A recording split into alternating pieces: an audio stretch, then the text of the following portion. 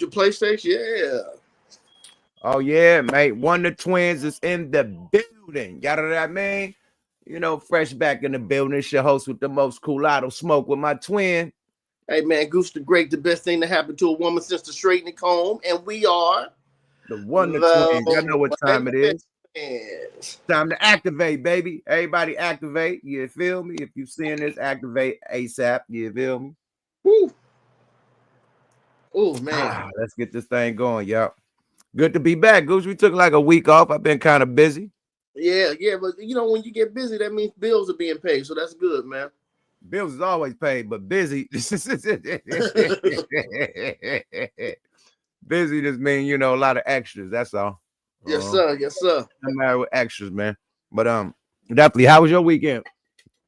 Weekend's good, man. I just got finished watching the Laker game. The Lakers lost to Boston, but my Dubs won. The Golden State Warriors won, so they're 11-1 since Jimmy Butler has come to the team. Mm-hmm. So that's a beautiful thing. That's a great thing. Yeah, so congratulations to the Golden State Warriors. That's a great thing. You know, I'm a Golden State Lakers, so both my teams running up right now. Period. Yeah, they're doing good. Did they won tonight, right? Golden State won. The Lakers lost, and they lost. They was up when I seen it last time I checked the score. No, Golden State won. The Lakers lost. I know, but I'm saying that the Lakers was winning when I watched the score earlier. Yeah, they were. Luka had to take over, but bad news coming from that game. LeBron James injured his groin, and he's gonna be out a couple weeks. Oh shit, Bron got injured? Yeah, he got hurt. Man. That's probably why they lost. I'm like, Bron played a full game. They probably was winning when Bron was in the game.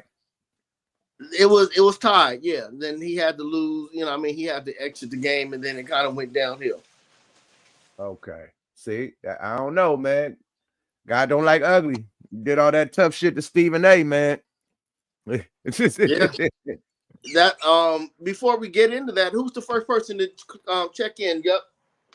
Bingo, got him on the map right there, man. Mr. Discover Wealth Now.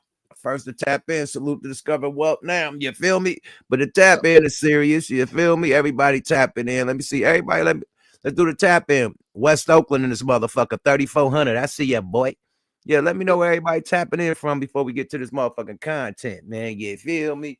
Yeah, we took a nice little week off. I've been fucking pooped, man. I did a what the fuck weekly and fucking like had to quit because my head was hurting, nigga. Like I saw that weekend, I had to do 3 shows in a row, my nigga, right? 3 days, Friday, Saturday, and Sunday. One of the shows I had to drive 3.5 hours to get to the next day to get to that show. 2 shows was 45-minute shows. 2 45-minute shows. One on Saturday, one on Sunday, and then the one on Friday, damn near 45-minute show. Wait, and you driving in between? Nah, I'm flying. One I had to drive. I was flying and driving, my nigga. So I am zapped, nigga. Nigga, I drove the 3.5 hours. I drove. Oh, man. I don't think people understand how tiring flying is. And driving. Yes. Nigga, my arm locked up. My arm locked up on me. Now I couldn't even raise my arm, nigga, when it's time to perform. Because my arm got lazy. I was holding the steering wheel with my arm for 3 hours. It fell asleep on the nigga. It was all, nigga, I get motherfucking pinches in my shoulder. I can't raise, nigga. Was hurt. So I got back home. Wait, hold on. So all the antics you be doing while you on stage, you weren't able to do them? Nigga, I was hurt. Nigga, hurt. By the time I got to the Sunday show, you know what I mean? I snapped it. Yeah, I was hurt. I was hurt, but I wasn't as hyphy as I was on Saturday. Hey man, for those Saturday, nigga, I was on top of speakers and shit. Like, nigga, I was climbing up shit. Friday, I'm climbing up shit on top of speakers. Sunday, right in front of the crowd, just chill on some E40 shit, just standing there and rapping. No LIP shit. Hey man, for those of you who haven't been blessed to see my twin perform, it's a lot of movement on stage. Like when he's rhyming, he's really into it. So if he's not able to do all that, oh man, it's a hypey show. I don't just stand there in one place when I get down. You know, we get down, we get down. You feel me? Right. Oh man, I was zapped though. 1 45-minute show. Cause we on the big shows, we opening, we get like 15 minutes. Them is easy. Right. Nigga want to do the 45-minute set. Okay, that's cool for one day in the weekend, not back to back to back. God, Yeah, like yeah, the Inglewood show was a 45-minute. yeah. Ouch, that hurt. But that was just that weekend. You feel me? I'm talking about back to backs, nigga. Ouch, that hurt. But I gotta get my ass back in the gym, man. Because the week before the shit, I wasn't in the gym and I regretted it, my nigga. Like my win was impeccable. You know, this time, you know what I mean? I actually sweated. I was doing the 45-minute sets without sweating, my nigga. I was in the gym on my cardio so good. So I gotta get back on my cardio so where I'm not sweating no more and there's no sweat. You feel me?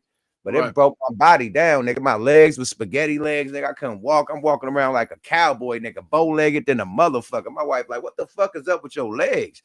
Nigga, walking around like an injured cowboy, nigga, that fell off the horse. Nigga, that riding the horse fell off the horse. Nigga, bow-legged, nigga, Bambi legs. I'm talking about baby deer legs. Nigga can't walk, nigga. Legs going like this, nigga. Fuck up, nigga. I had to get a massage yesterday. I just now got my game right after that massage. Literally. So would you get the hour, the half hour, or the hour? I got the hour, man. Period. I try to get the little heated rocks, man. The bitch didn't put the rocks. I paid for the rocks. She didn't do the rocks. So I took the little heated rocks, man. Them motherfuckers feel good on the motherfucker, man. But they didn't do the rocks. I tell you where to go. You and wife can go. Is downtown. It's a spa where they, as soon as you go in, they're gonna bathe you. They're gonna they get the they take all, if you have any dead skin on your body, they take that off. They shower you. They lotion you down. They have the heated rocks. They have the steam room. Then they have the cold room. Oh man. Yeah, I went to one of those. Yeah. We got the big ass jacuzzi in the middle. Everybody can lounge by the jacuzzi and shit. You know, little sitting room and shit. You got different rooms where you could, you know what I mean? Oh, yeah. I've been into the big boy. Yeah. I did that for my wife's birthday one time. Yeah. Downtown, so, and so we see within. But that shit brought me back. Yeah. That shit brought me back, man. Nigga, for real. But other than that, man, it feels good. You know, it feels good to be back on the road. You know what I mean? Like it hurts sometimes when you ain't on the road, because not hurt, but you gotta get used to it again. You know what I mean? So when we have a couple weeks off and shit, like far as going to the airport, you forget shit, you didn't pack shit, because when you used to going every weekend, shit, you know what to pack. You take a couple weeks off, nigga. You forgot what to pack, what to put. You know what I mean? Forgetting extra clothes and shit, a coat, all that type of shit. You get out there, nigga, and fucking 0 below weather, nigga, and forgot your coat. Like, god damn, I should have packed the coat. Like that type of shit. So just get back into the groove of things. You know what I mean? That's it. But it's a blessing, though. It's a blessing to still be getting booked, man, and turn the party out. You feel me? Straight up. It's a blessing, and being that you're a legend from East Oakland, California, Oakland, Bay Area, period. We've lost one of our Bay Area legends. Legend in music, period. Big rest in peace, man, to Unc, man. Big Dwayne Wiggins, man, from Tony, man. He passed away. Prayers, condolences to the family, to the whole Tony crew, because they are family. You know what I mean? To all my Oakland people out there that's hurt by this, because he touched a lot of people out there in the Bay Area and LA.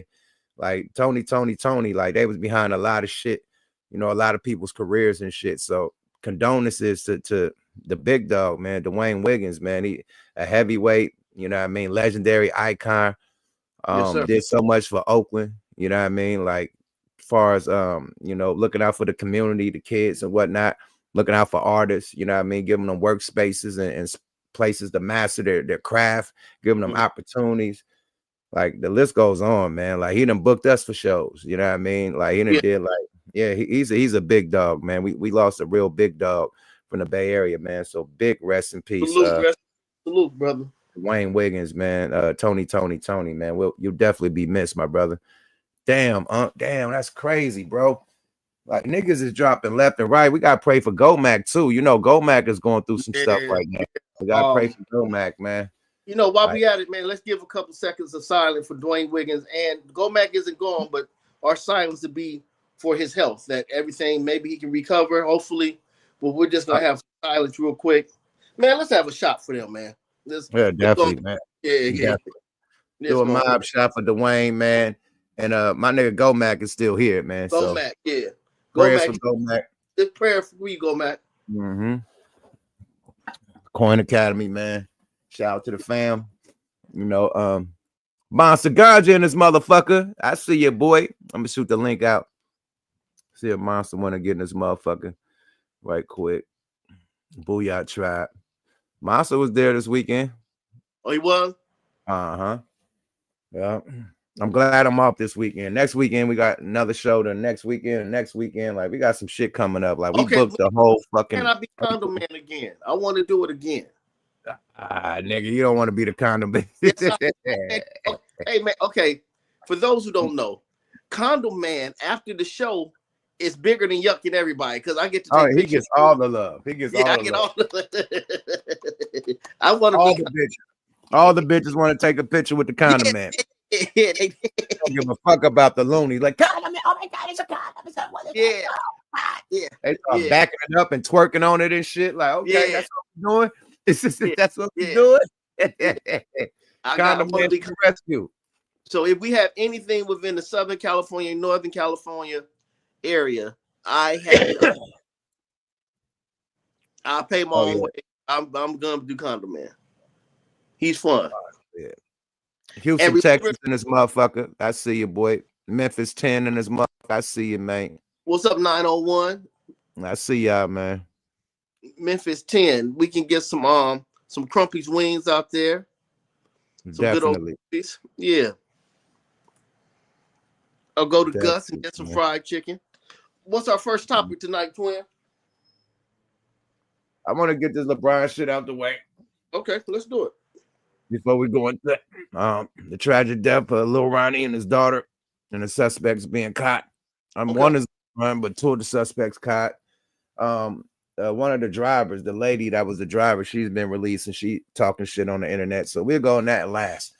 But let's get into this Stephen A. Smith versus LeBron shit. Did you see it? You see the I think you was at the game. Weren't you there? Yes. Yeah, you was at the game, so you gotta talk your shit. Did you see the actual? No, was you looking down when it happened? No, you know what? Because at that time I'm headed because they have an Emperor's room where you can go grab some drinks and stuff, right? I'm headed that way. When I got home, I saw it, so I was like, "Ooh." Oh, okay, got it. Yeah. How you felt about it? You think it was professional, or you think LeBron stood on business? Well, LeBron has to understand that now that his son is a professional athlete, he has to face critique like anybody else. You know, and what is Stephen A. Smith? Is he a sports analyst or is he what is he? He's paid to analyze sports, whether you're good, bad, or whatever. That's his job. Bingo. He's a sports analyst. So you're telling me, LeBron, don't do my job because this is your son. Right. It's like this. The analyst gonna analyze if you're good or bad. Right. Right. They're gonna have your best. Oh, you scored. Oh, you see, Steph scored 58 or 50, whatever he scored the other day. Steph is on fire. When Steph fuck up, he's gonna be, Steph had a bad night tonight. That's not dissing. Steph know he had a bad night. He'd be in the press conference. Yeah, I wasn't really hitting the night, really off night. He'd say it in the press conference. So if an analyst saying, he had an off night, he was trash. Right. The athlete knows he was trash, right? So if Bronny, Bronny has an off night and Stephen A critiques it, I think that's fair game. It is. And now if he had a great night and he's saying he had an awful night, that's hate. But if he had a awful night and he said it was an awful night, he's just critiquing it. But if he had a great night and he still said, he's trash, I don't care what, if he put up 20 points, he's trash, that's hate. You feel me? And if Stephen A praised Bronny, will LeBron tell Stephen A to keep his son's name out of his mouth? No. And I wonder, because Shaq sometimes said things about people, if Shaq would have said something about Bronny, would you have gone to Shaq like that? Man, that nigga ain't going to no Shaq. he ain't going to Charles Barkley or Shaq, my nigga, at all. I think he picked the low hanging fruit. You know, somebody he can punk, and somebody that everybody been wanting to punk. Like everybody been wanting to point their finger in Stephen A. Smith's chest, like fuck you, nigga, or point finger in his forehead or something. So he was one of I don't know if he was one of the first because there's been a lot of athletes that went bad on him. I don't know about face to face, but it reminded me of when Shannon Sharp was getting into it with that ball player and got kicked out. You know what I mean? But Stephen A, you know, was more mild mannered than Shannon Sharp and didn't get kicked out. He took his little verbal abuse and sat down. You dig? Yeah. Shannon Sharp like, fuck that motherfucker over here, shoving and pushing, and they had to get his ass up out of there. You feel me? So I mean, them both being two dudes, you know what I mean? That one is very passionate about LeBron and one is not. Right? Right. They both have a show together. So even if Stephen A probably say some bad shit about LeBron, you got the LeBron Cape Crusader, Shannon Sharp, praising LeBron. Right. He's the Jesus Christ. He's over Jordan. He's over Kobe. So you're getting both sides. Regardless if a nigga diss you, you still got a motherfucker that's defending you and praising you at the same time. Right? So what the fuck is the problem? I land my plane. Go ahead. You should have, and you should have called him. You have his number. LeBron? Yeah, they called him. Yeah, he could have called Stephen A. Smith on the phone and said, hey, man, you know, blasey, blasey, blasey, can you tone it down, blasey, blasey. Yeah, I mean, but sometimes I do understand you want to confront somebody in person, but was that the time and the place? He just put a target on his back when he said that he is better than NBA players that's playing right now. No, he's not. He put a target on his back. When LeBron said that, oh, my son will come in right now and is better than half these players. That's what he said before his son got drafted. Well, so you put a target on his back, period. Right. So when he fuck up, it's gonna be extra magnetized because you the one that said he's better, right? To find out he's not. You put him back in the G League. If you're better than the ones that's in the NBA, why are you in the G League? It don't add up. But he put that target on his son back. I think he's the reason why his son is getting criticism. But let's see what Stephen A. Smith got to say. Then we get into other people reactions and shit. Let's get the party started, man. Wonder Twins, we activated, baby. Salute to everybody in the chat talking they shiz. Yeah, feel, man. Fair use, fair use. Let's get it going. Hold on, let's see. Stephen A. Where's Stephen A? Boom. Okay, here we go. Let's see what Stephen A got to say. He probably blurred me. I don't give a fuck. We ain't monetized right now. But let me put it on fast forward. So this nigga can't do the extra blur Beyonce's. Okay, cool. Nigga. Put on super fast forward with this nigga. Just in case. Extra point op on it. You feel me? Let's get to the content, y'all, with no nonsense. Wonder Twins, we are activated, man. Salute to everybody in the chat. Let's go, y'all. Stephen A. Smith responds to being G-checked by LeBron James. Let's go, y'all. Fair use. That less. That's the way we do it on Prospects. That's how we roll. Welcome back. Now let's get to a subject that's apparently going viral on social media today, and it also involves yours truly. Last night I was in attendance at the Knicks-Lakers game, or sitting courtside, where during a timeout, I believe it was in the third quarter, I was confronted by none other than LeBron James himself. LeBron had some choice words for me in regards to comments I've made prior about him in regards to his son, Bronny James. Before I get any further, let me just put to bed a couple of things that have been reported that are false. People was talking about LeBron called me out my name, or I saw somebody say he called me a bitch. Somebody said he called me a punk and all of that. None of that is true. He was fiery. A bitch and a punk. He approached me during the game and he said, stop effing with my son. That's my effing son. Stop effing with my son. I said, what? Nah, man, straight up, man to man. Real talk. Stop effing with my son. And I saw how furious he was. And I said, we can talk about it later. Nah, F that. Stop effing with my son. That's my son. I said, all right, dog, fine. And he walked away. That's all he said. I knew what he was talking about. I've spoken about this before. Matter of fact, I heard that not many, not all, but a few players were upset at me about that. I think one player in particular was Draymond Green, who I haven't spoken to since and has no desire to speak to me primarily because of this, I suppose. And I found out the way that I found out, which was last night while I was at the game. I was a guest of Ari Emanuel, owner of William Morris Endeavor, founder of William Morris Endeavor, rather. Founder of Endeavor, I'm sorry, before they merged with William Morris. And I was a guest of his, sitting at the game with him and Larry David from Curb Your Enthusiasm.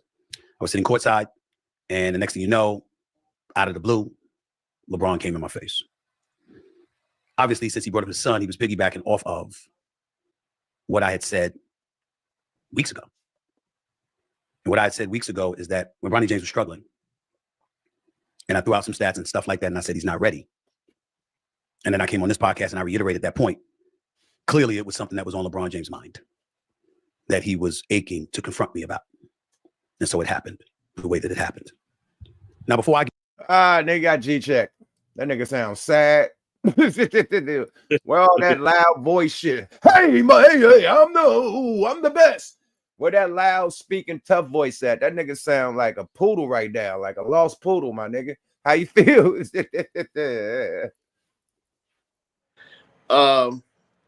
Yeah, he's very humble right now. Mild mannered, very mild mannered. Let's give him some more. Let's see what he has to say. All right, let's go. There's a backstory to this. Let's go.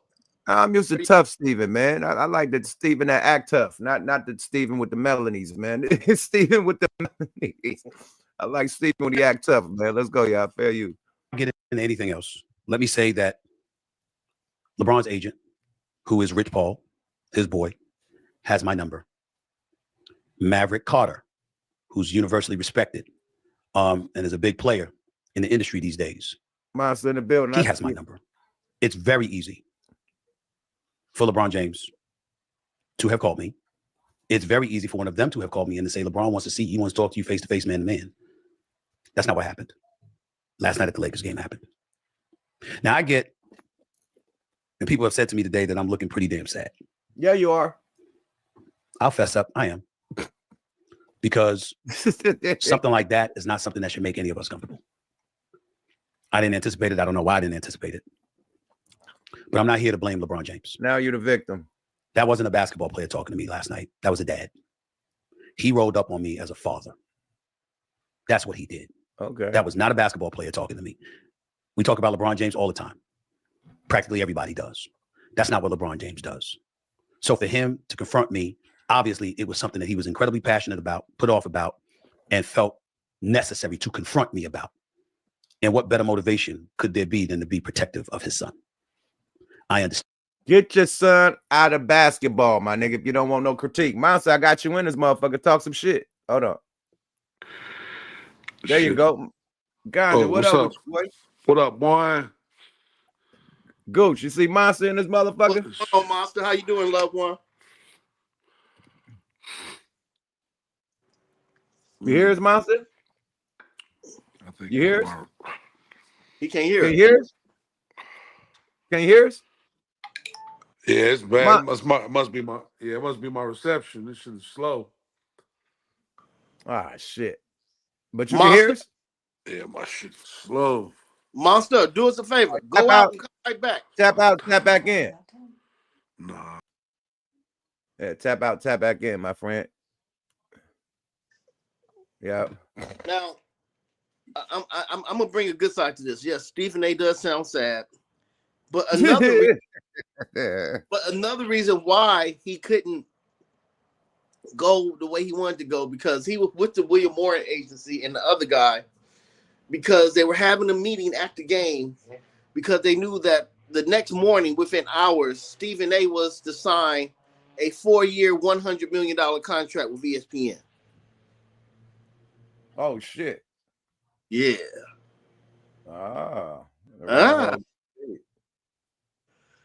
So it's kind of, it's would you go hard with the $100 million on the table? Yeah. Absolutely. Nigga, we gonna talk about this. We gonna talk about I'm gonna milk this shit out of this. Brian came at the right time. Thank you, Brian. I'm about to milk the shit out this story. He talked about it on ESPN First Take too. And he on his podcast about the shit. Yeah, he milking it. Yeah, fuck that. Okay, there you go. Man, if he did that to anybody, nigga, to sue by now. At least he ain't sued, my nigga. Let's go, y'all. Fair use.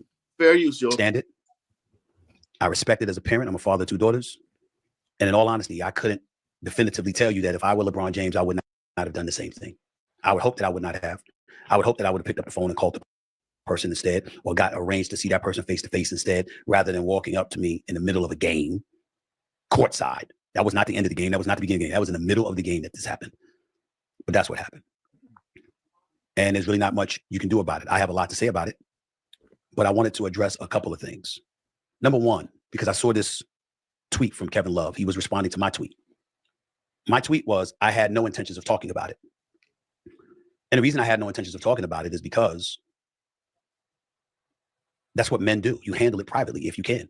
I didn't want to address it. As I tweeted here, I wouldn't have either had it not gone viral. But it did go viral because when I got up, my social media person informed me that it was over 15 million views. And it had gone viral. It was number one. It was the #1 sports story going. And regardless of everybody wanting to walk around acting like they don't have bosses, I don't deny the fact that I have bosses. All right, my nigga. We hear your side story, Ricky. We got it.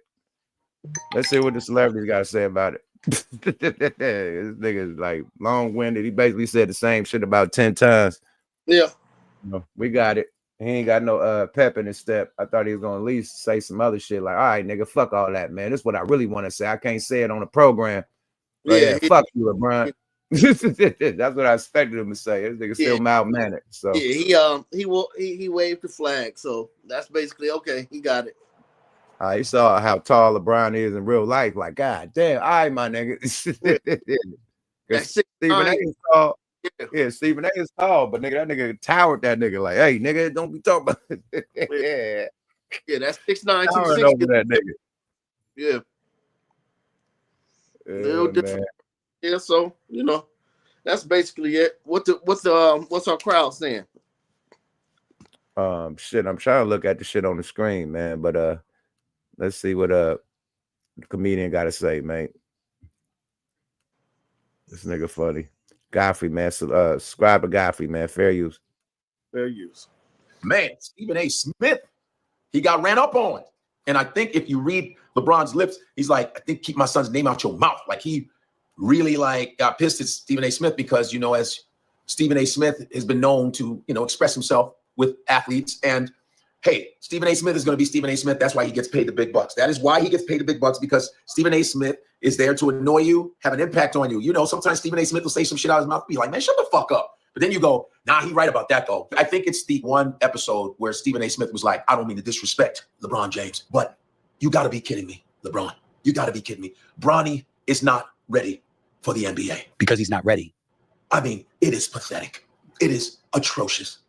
He should be in the G League, and the only G I have is garbage. He's garbage. Tell your son that he needs to stop playing ball in the NBA. Please, I'm begging you. That got to LeBron, and I think LeBron was waiting to approach him. And listen, it's like LeBron James was acting as a father. That's what he was doing. He was acting as a father. He wasn't acting as a player. He was acting as a father, like, yo, don't fucking talk about my son like that. That was a parent. That was a father. Which I agree, but which I don't agree, because LeBron, you got to separate that. It's a business. Stephen A. Smith is doing his job. He's not purposely trying to shit on Bronny. He wants Bronny to do well. We all want Bronny to do well. And now I think, and you might think differently, but I think this makes Bronny look like he can't stand up for himself. Daddy, Stephen A. said something about me. Go get him, which I know he didn't do. But you know what I mean? You get where I'm coming from? Other guys are like, oh, you going to have your daddy speak up for you now? You can't even stand up for yourself? I think that LeBron James was right as a father. Maybe if it was like a bully at school. But as far as business and sports, Stephen A. Smith is doing his job. Stephen A. shits on everybody. You know that. And I think that Stephen A. was actually being a little bit soft, because usually he's like, you can't be kidding me that Bronny is so bad. Yeah, he was being hella soft. Let's go, y'all. Fair use.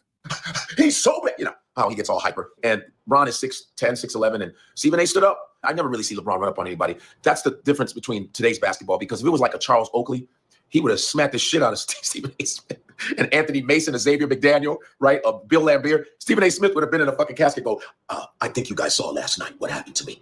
They broke my arm because, yeah, Charles Oakley was not playing games. I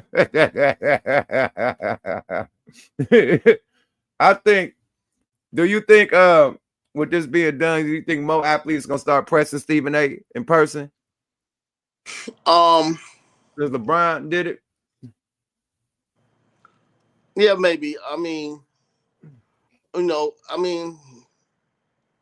well, if you think about the athletes who have sons in there now, their sons are pretty good, so there's no reason to press them. Like, I can't see Dale Curry, saying, "Hey, man, you don't." I'm talking about when he talks shit about an athlete. I ain't talking about press.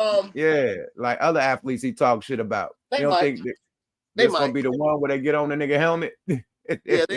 Like Kevin Durant or somebody like that. Yeah, I see somebody.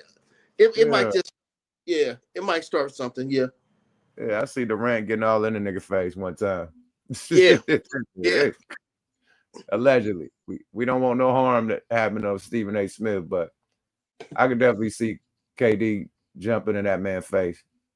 It's kind of like when that one dude stepped on stage with the comedian, then other people start doing it. You know what I mean? Right. Yeah. When the nigga did the shit to was it Dave Chappelle? That was the second incident. Was it Dave Chappelle? I think it was Dave Chappelle. Well, first it started with Chris Rock getting slapped, then other people started getting on stage. Yeah. It could kick off. Yeah, it can spiral. Spiral. Yeah, it can kick off a wildfire. Yeah. It's not letting me pull up my shit. This is bullshit. Let me just refresh. Oh shit. It's tripping tonight, brother. Yeah, I'm trying to pull up the channel. It ain't even let me pull the shit up on YouTube.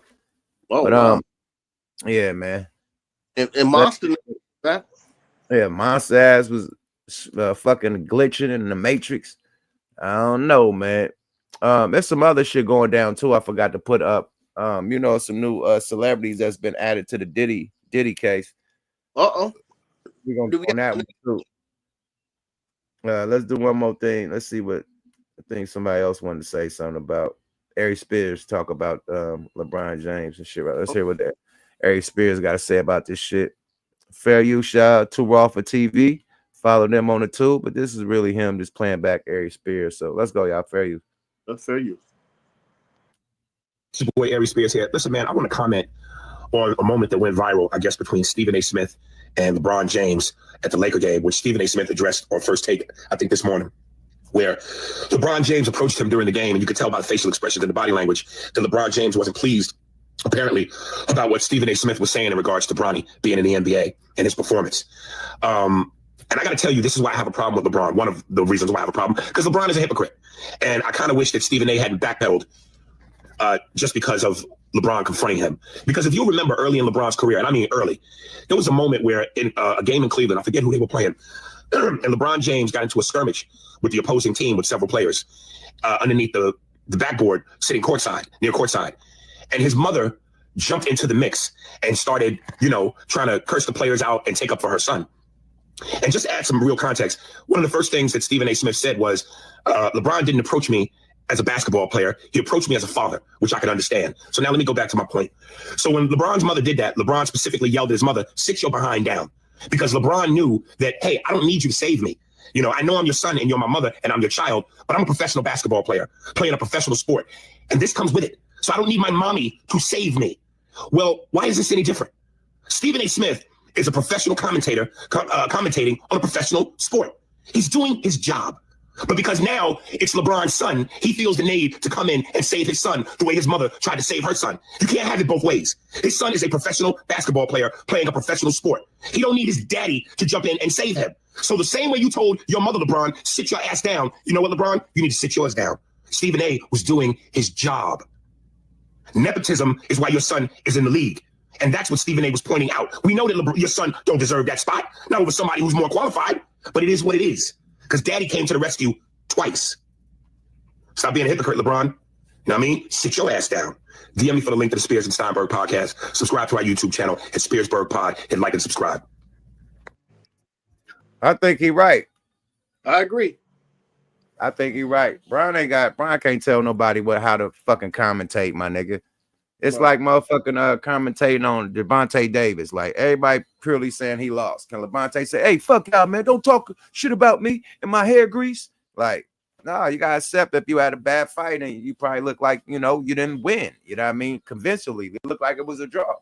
You know what I mean? But if a motherfucker commentating on your actions, it's you, my nigga. If you do better, right? If you knew better, you do better, my nigga. Right. But Brian can't flash. Like, my thing is this, man. I'm gonna keep it a buck. I think this nigga ruined the game of just the whole fucking game of the NBA, bro. As dope as he is, as legendary as he is, man, the little bullshit he been doing on the side, not doing the dunk contest, switching up the all-star shit to where it ain't West and East Coast. It's some old pickup game shit to where nobody even give a fuck about the all-star no more. Like this all this, like, man, all this super team shit, all this super team shit they did to to go against Kobe, and like he just fucked up the game to me. I'm sorry. Yeah, they did everything they could do to accommodate him.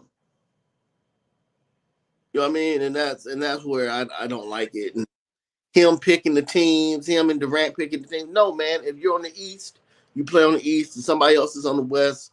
But how the fuck I thought the winners, like, why it ain't the champions? Like, okay, if Boston won and it was the Mavericks, it should be somebody from Boston and the Mavericks. They was the last ones in there, right? How the fuck is it always LeBron? You didn't win. You ain't won a motherfucking championship since the bubble. How the fuck is you always the team captain? I wait. Why it's not the champ? Why it ain't the champ and the competitor? They the team captain, the top from that, right? Oh, that would be better. It got to be better. You ain't won no motherfucking championships. How you always a team captain? Yeah, I mean, because it's to accommodate LeBron, and that's where they lost me. Because number one, it should be East West. There's no need to. Yeah. And Brian was mad because the West had too much fire. Oh man, they too deep out there. So let's do the pickup game where I could pick up people from the West. I could play with Steph. Like, come on, my nigga. Yeah, that's weak. That's weak sauce, my man. He fucked the whole shit up. That's weak sauce. Dunk contest. All the niggas who could really dunk ain't dunking because Brian don't take this shit serious. Brian like, man, fuck that shit. Everybody like, for real, fuck that shit. I'm like, Brian, I hurt myself. I gotta play the rest. Nigga, Jordan and them would do 82 games, do the dunk contest, the whole shit, play the all-star game like it was a real fucking game, and go back to playing and win a championship. Niggas act like if they give it they all in the all-star, oh, they ain't gonna have no juice for regular season, the rest of the season. Like, nigga. That's a motherfucking lie. You get more amped out there playing with the best of the best, man. Yeah, the more you play, the better you get. It's like, nigga, the all-stars like the Olympics. When you was in the Olympics playing with all the top dudes and it made you better, I think when that nigga went to the Olympics, he came back with a better three-pointer. I think he soaked up a lot of game from Steph on the motherfucking Olympics. You don't think LeBron three-pointer is way better since that nigga came from the Olympics? He hit. Yeah, he's shooting better. He's shooting way better from the three, my nigga. Way better since the Olympics. But like I said, you're fucking up the game, bro. Period. It's like, it's bullshit. It's bullshit. Friends is fucking up the game. See, because when you're friends with everybody, you don't want to compete. You look at everybody as your homeboy. You know what I mean? Where the enemies at?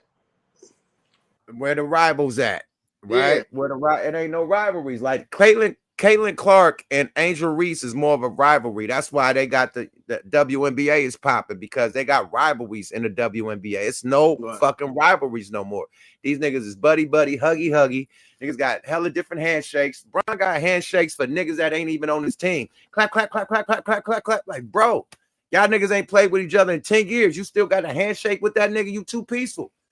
Yeah, you too cool with niggas. I like all that friendly shit. That shit is disrespectful. Fuck them handshakes. Nigga. Well, yeah, man, fuck all the handshakes on me.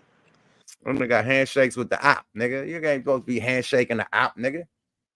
Don't even talk to me. Yeah, don't talk to me. Now, see me at the bar after the game. We can smoke and talk about. Right now, nigga, it's up. Yeah, you're not my friend right now. Yeah, we competitive. All right, so we got LeBron and Bronny out the way. Stephen A. You have some All right, great stuff. What's the second? let's get to the wild ass new shit. They got allegedly they got new celebrities added to this Diddy lawsuit. You got Odell Beckham, you got Jaguar, you got Drewski, you got Oprah, you got all types of alleged people that's involved in this new case that's been filed against P. Diddy. Okay. Let's go into the details, y'all. Fair use. Fair use. It's all alleged too. I don't know, but this is supposed to be the they have court filings on this shit too. This is people reading from the court filing. Let's go, y'all. Fair use. Told Diddy that she did not think giving plaintiff a Glasgow smile would be advantageous to their potential clients, who they could sell Ashley Parham to. Natasha, Christina Corin, whatever your name is, you are a witch. Christina then made a threat to plaintiff that they could ship her off anywhere in the world and that she would never see her family or anyone ever again. Defendant Shane then partially undressed plaintiff. Then defendant Diddy removed the remainder of plaintiff's clothing, removing the knife from her face, and then retrieved a bottle of liquid from a large fanny pack. Defendant Diddy then squirted a bottle of liquid on plaintiffs, which placed her in a fear that she was being squirted with a chemical substance like acid, and plaintiff soon realized the substance was an oil lubricant. Plaintiff was squirted with this liquid substance over the entirety of her body. Christina Corin was then told by Diddy to insert what looked like a syringe from sterile packaging into her V. He did as she was told while assisted by defendant Brandy, and then told defendant Diddy that they were unable to use the IUD because it had been prematurely released. Defendant Diddy, upset by this, took the syringe from Christina and tried inserting it in Ashley's V. KK and Diddy began to argue as KK continued to advise defendant Diddy that since the IUD had been prematurely released from its packaging, it could not be inserted into Ashley's V. I see the LeBron glazers in this motherfucker. Hey, LeBron, you're good. LeBron is the dopest of this age, definitely, but he fucked up the game also, my nigga. Sorry about that. We ain't never seen Jordan go up in a sportscaster face and point, maybe a fucking a player or a fucking referee, but not no sports analyst face and say, "Hey, motherfucker, don't be talking about my Jordans." And another what?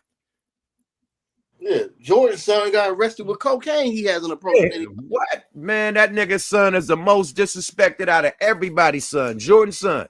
This nigga doing cocaine with watermelon slices and shit on the table.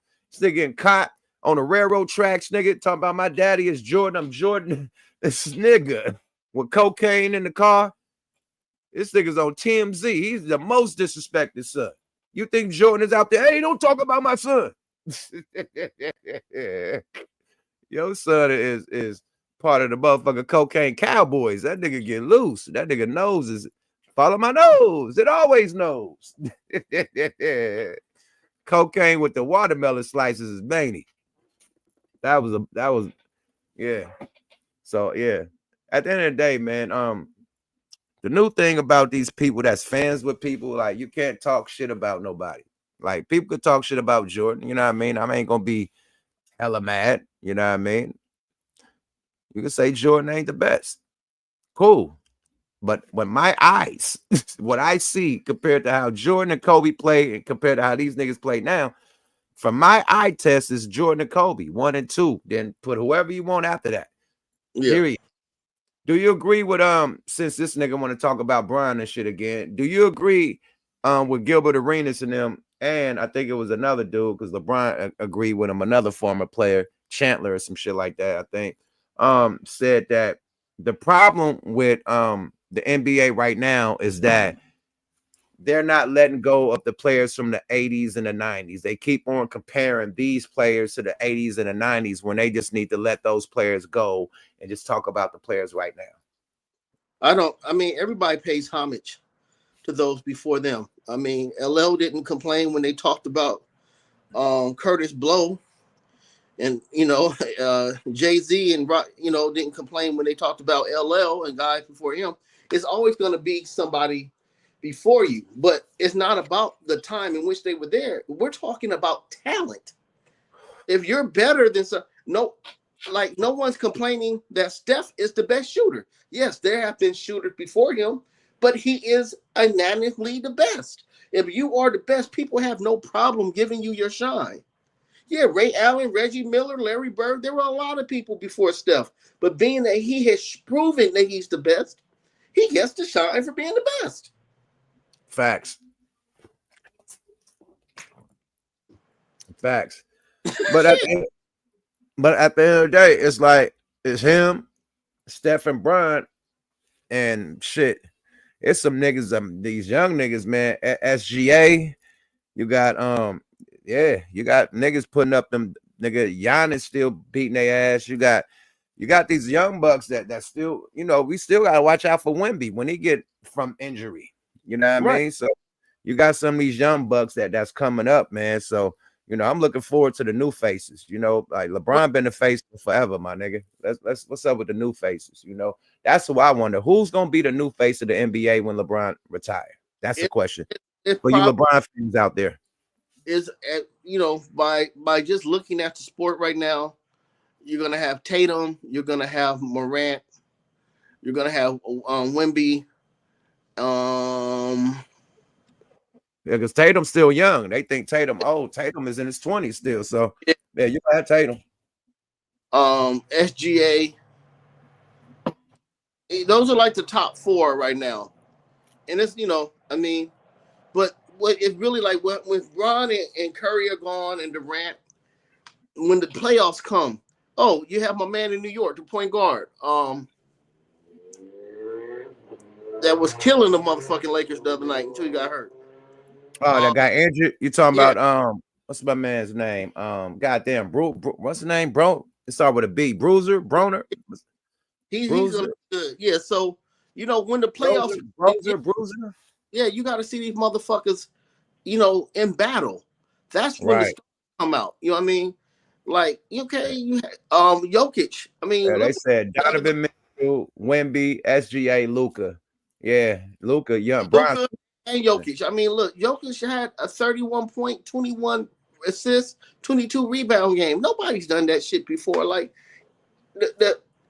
no one is ever going to be bigger than the league. We're going to have new stars, but, I mean, Bron and Steph will be gone pretty soon, and then we'll see. But it's all going to come down to the playoffs, and when you see how people perform in battle. And that's when the stars come out. I think that Brunson I think it's not us, you know what I mean, always comparing, them to the old school. It's them always comparing themselves to Kobe and Jordan, always putting themselves in that conversation. Nobody even put them in that conversation. It's the news niggas that keep this like the motherfucking Warriors could go on a winning streak. They'll talk 2 minutes about that.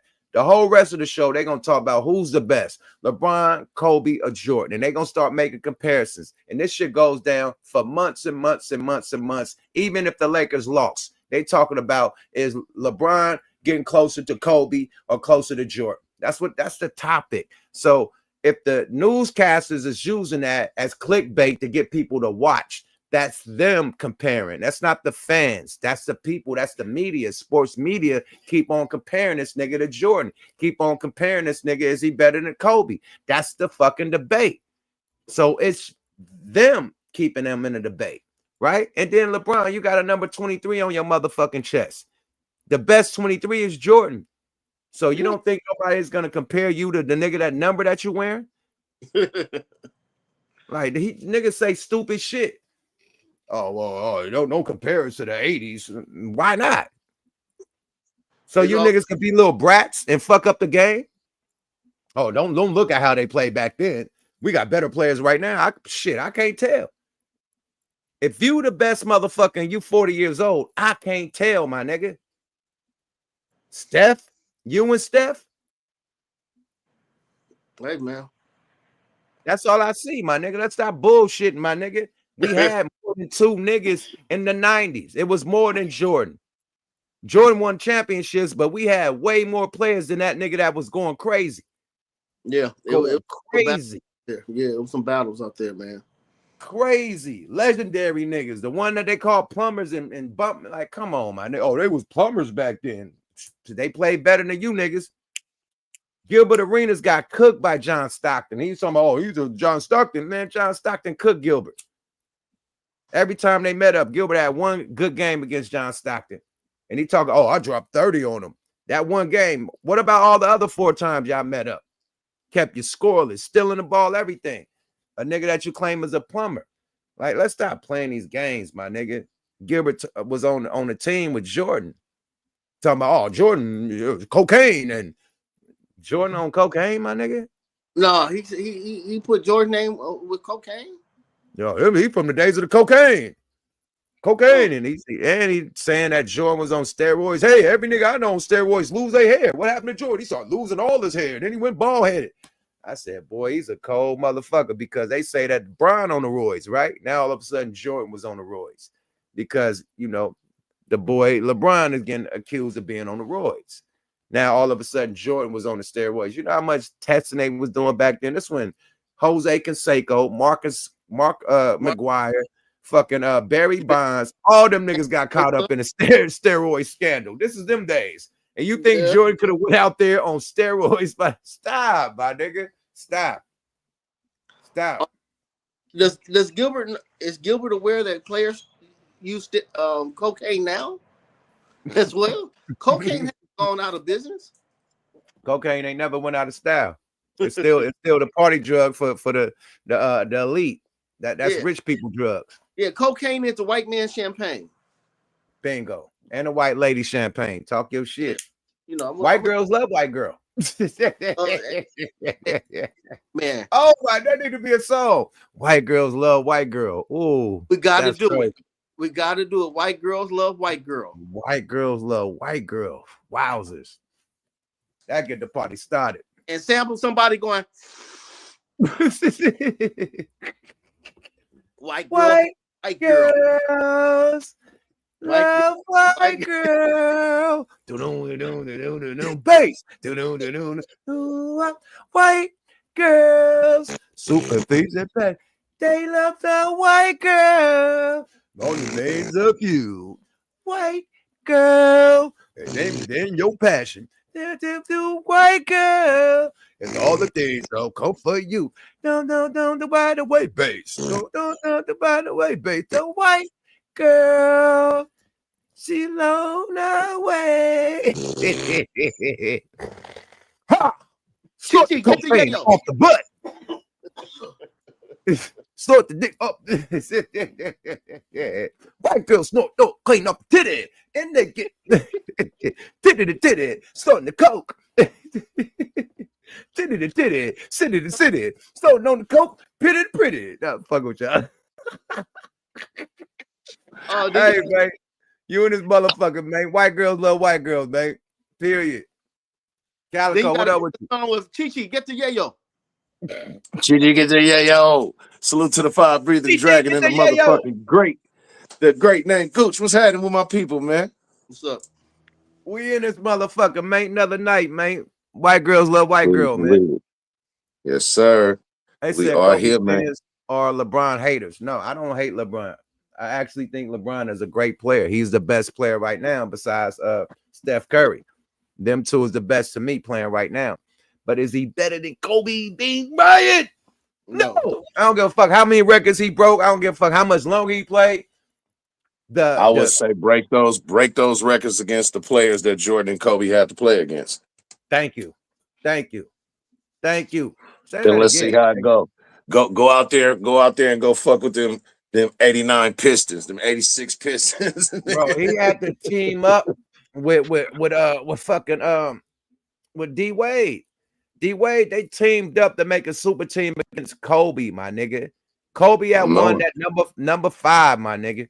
They was mad at that number 5, my nigga. They like, oh hell no. And that's when they formed the Three Amigos, my nigga, to go against Kobe. That Miami team was strictly to go against Kobe, nigga. Him, Wade, and Bosh. Period.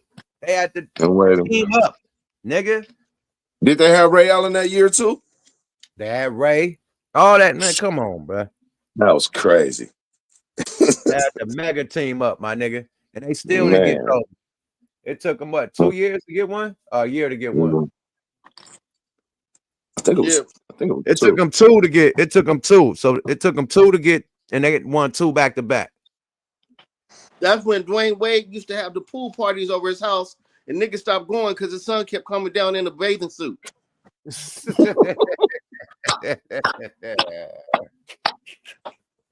What y'all doing? I ain't shit. Not a goddamn thing. You ain't cool, I'm, my I'm, nigga. I'm gonna put myself on timeout. I'll be right back. You're gonna have Dwayne Wade coming in your face like motherfucking LeBron James. Say, nigga, don't talk about my daughter, nigga. Don't talk about my motherfucking daughter, nigga. Oh Get out. man. You Wade, when he see you, boy, you're gonna be in a disco boogie dress. He gonna float up on your ass like, with all types of fairy dust, sprinkle some dust in your face. Poof. Nigga, I'll what pull you out a say about my daughter? That I'll nigga pull go, out a cucumber and he'll be my best friend. This nigga Gooch retarded, bro. no Frank Ocean. I'll That put was myself wild on right timeout. there. My bad. I'll put myself Flag on on the timeout. field, man. Yeah, Flag that on the was unnecessary, my nigga. What the fuck? All right, let's go, y'all. Fair use. Let's get back to the content. Shit. After some time, defendant Diddy needed the advice of KK and removed the syringe and handed it to defendant KK. Defendant KK, Christina, and Brandy then exited, and Diddy then picked up a television remote and inserted it into Ashley's V. Defendant Diddy, whilst violently R-wording plaintiff, told plaintiff that her life was in his hands and that if he wanted to, you could take her and she would never be seen again. Ashley Parham, the victim, allegedly was crying as she was violently R-worded, and Diddy then instructed defendant Shane to turn plaintiff on her stomach. Defendant Shane then grabbed plaintiff by her abdomen and hips and turned her on her stomach. Diddy then instructed Shane to put a pillow over her head because he didn't want to see her face or hear her cries, as he basically did this R-word, and he anally R-worded her as well. Defendant Doe 2 then joined defendant Diddy and Shane, taking turns, and immediately defendant Diddy then instructed another defendant Doe, which ended up being Drewski, and instead of immediately R-wording plaintiff, Drewski doused plaintiff with lubricant and then jumped on her body and slipped and slid all over it. And because of his enormous size, it was very uncomfortable for her. And then Drewski continued to R-word her, and Diddy sat in a chair nearby and touched himself, filmed it, and also laughed. And then all of that, but somebody else called Cornelius ended up being defendant Odell, who also was R-wording her as well. Plaintiff's body was becoming more limp over the course, and then when Drewski finished, Christina Coram entered the room to examine the condition of the body, and then basically grabbed an IV fluid and grabbed some more oil for Diddy, and also grabbed medicine bottles, IV fluids, and a powder-like drugs. Yo, this is all alleged. God damn. This is a new case. This supposed to be a new case that popped up, and it's alleging all types of celebrity names, and they going through the details of the alleged accuser. And this shit sounds wild, my nigga. Lubricants, niggas allegedly stuffed the motherfucking TV remote in the VV.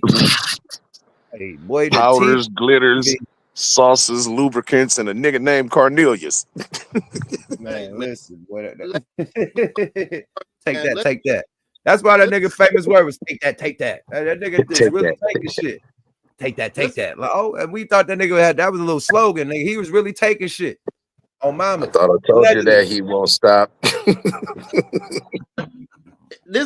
Okay, let's give a shout All out to the Jigga. motherfucking bad libs is I thought I told you that we won't stop. Oh my god, take that. Oh my god, he calling niggas daddy. All that shit adding up now, B. Word.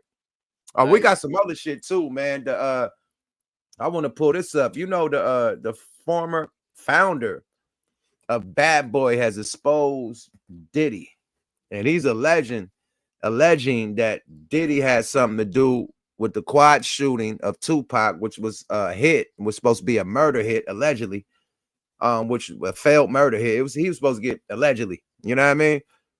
Also involved with the Vegas hit. He describes that and said $1 million was paid, but it didn't reach old boy out there. Instead, it was spent on something else. Somebody spent it.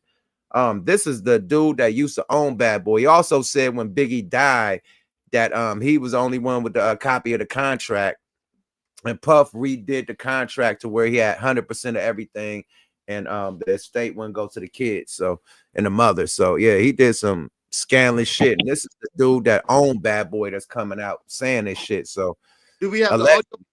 Do we have the he audio? has a case. He has a case against that. Okay, do we have the audio of it? I can pull it up. Yep, I can pull that shit up. Yep. After this though, we got to see who else is being named in this shit. They already said Odell allegedly. Let's go, y'all. And Drewski, fat ass Drewski slid on her body like a slip and slide. You see what the nigga? They said he doused her with lubricants and oils and slid on her body because he was big and hurted her. Out there looking like a wet walrus. Nigga slide up and down on the bed. Come on, man. This shit gotta be fake, man. I don't know. This shit gotta be fake, man. But let's hear what else they gotta say, man. Let's go, y'all. Fair use. also some pills, gave the pills to Diddy, and then Diddy basically forced it into the plaintiff's mouth. Heavy stuff, guys. Very heavy stuff. Also, forcing somebody to give them a pill is also, I believe, a felony. Correct me if I'm wrong. Defendant Diddy, Shane, KK, Odell, and Drewski then all exited the residence and was basically smoking cigarettes. Ashley Parham remained in almost a lifeless state, trying to regain her bodily functions. Plaintiff then began looking for her clothes and a purse that contained her car keys and cell phones, but could not discover the room or anywhere in the apartment where she was. Plaintiff also observed a black condom wrapper on the floor of the bedroom where she was assumed which was used. She then found a knife with the assistance of the Doe plaintiffs and headed to the backyard where the defendants were smoking. Plaintiff concealed the knife on her left side as she exited the apartment on the backyard area.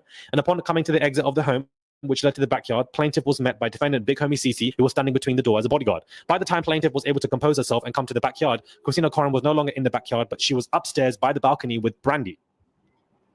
Defendant Doe allowed plaintiff to walk to the backyard. Defendant Doe did not see the knife that plaintiff concealed on her left side as it was obstructed by an oversized t-shirt that Ashley Parham, the plaintiff, was wearing. Plaintiff observed Diddy still partially nude. Defendant Shame then left to the upstairs portion of the patio balcony where Christina and Brandy was, situated. Plaintiff then sat down on a makeshift seat in the backyard where Diddy noticed her presence and remarked that he was surprised she was able to walk after all the stuff that he gave her. I gave you enough drugs to take you out like a horse. Plaintiff then asked defendant Diddy what he gave her, and he. One more thing, and he's saying he set up Biggie. They saying that he's involved with the Biggie one too. Like he knew that Deal said the same thing. Like they said that the dude said that he knew that that Big was gonna get hit and that they didn't have the proper security. So Big was out here with no security. No security. Right. The security detail that was on that was paid for was on Diddy.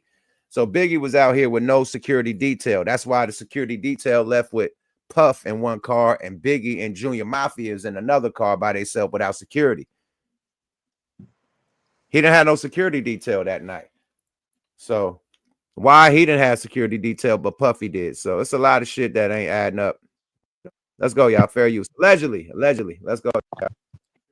And fuck this nigga if it's all real. Fuck him, because he ruined hip hop.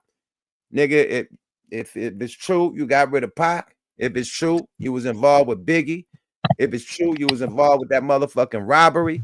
If it's true, you started created the whole West Coast and East Coast beef.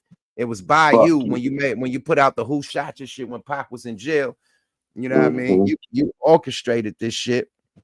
And when they died, he got the Rolling Stone cover saying he's the new king of hip hop 3 months after Biggie's funeral. This is a cold-hearted motherfucker, bro. Let's go, y'all. Fair use. Laughed and did not provide a response. Diddy then made further comments to plaintiff in a jovial manner by saying that why haven't we partied before? You are so much fun. Disgusting. Big Homie CC then quipped at Diddy that he probably hadn't had any ass that tight because he's not used to having anal, and everybody started laughing. Awful. Diddy did not like plaintiff's response to his lighthearted commentary and offered her money and said that she was a worker and told her to make a story that everything was consensual, and she refused. Diddy then told plaintiff no one would ever believe her. Big Homie CC then showed plaintiff his phone, which looked as if it was outside of plaintiff's estranged sister's residence, so she could see her sister sitting on the couch and her sister's spouse on the balcony. It looked as if someone was outside the room. So hold on. Big Homie CC is allegedly Puffy's bodyguard. He's the one that's supposed to be exposing Puffy, and they just said that he partaked in one of those, one of them R-word episodes. Yeah, nigga use a 69 guy. So this nigga allegedly was involved. And you over here trying to expose somebody. You need to expose yourself, nigga.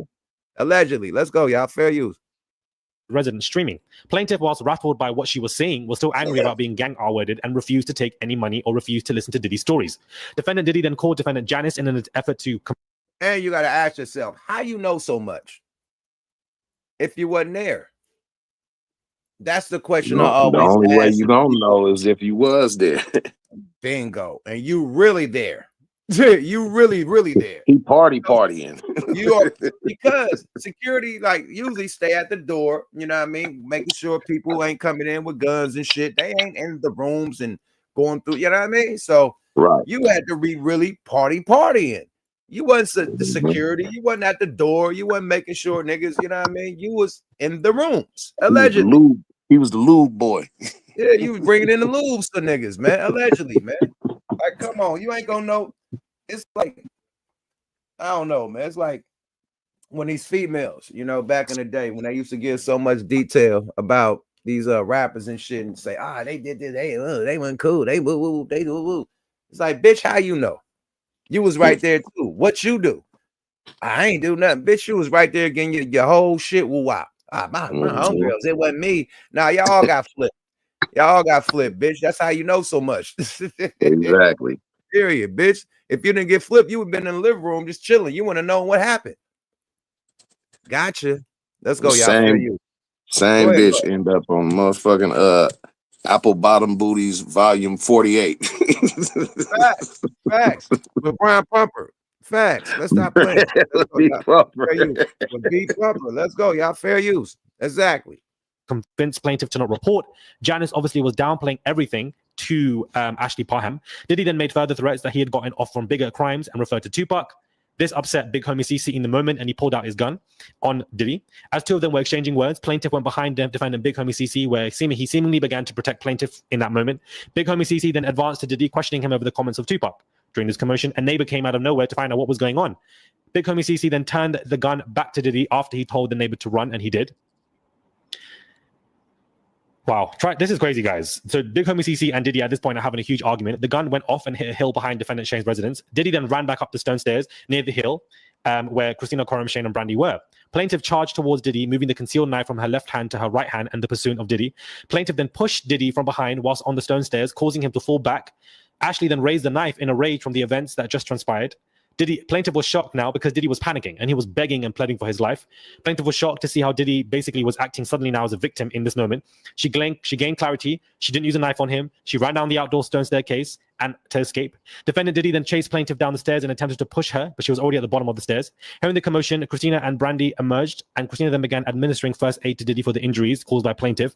Plaintiff tried to make a quick dash for the exit, but it was thwarted by another defendant duo. After a period of time, plaintiff was able to abscond from defendant duo due to the first aid commotion with Diddy, and she was able to run down the street. She began yelling loudly for somebody. She now called up with plaintiff, advised plaintiff that he was an undercover cop. The person that arrived at the house was a Contra Costa Sheriff Department called Defendant Pelletier, who basically, guys, ended up being very corrupt because he is connected.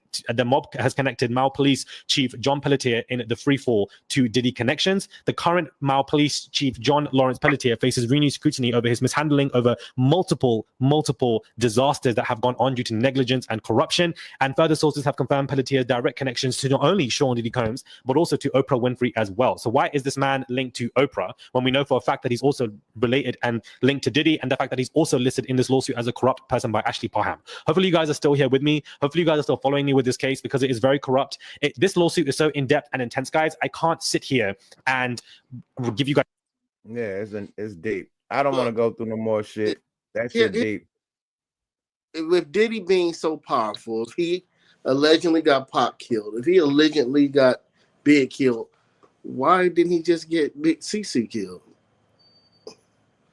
Big CC pulled a gun on him and that was cool. That was cool. I don't believe that part right there sounded wild. Yeah, and then I think that the whole story is including all the people that's exposing Diddy. They got Jaguar right in there too. They got a story about Jaguar got the chick and took her somewhere to some house and kidnapped her and threatened to offer if she exposed. Like, they got her in there too. So I don't know, man. That's a wild one, man. I ain't know. That's another person that got a lot of stories. Yeah, I can't. A lot of stories, man. If you let Jaguar Wright tell you she was there when Jesus was born, it wasn't in Bethlehem.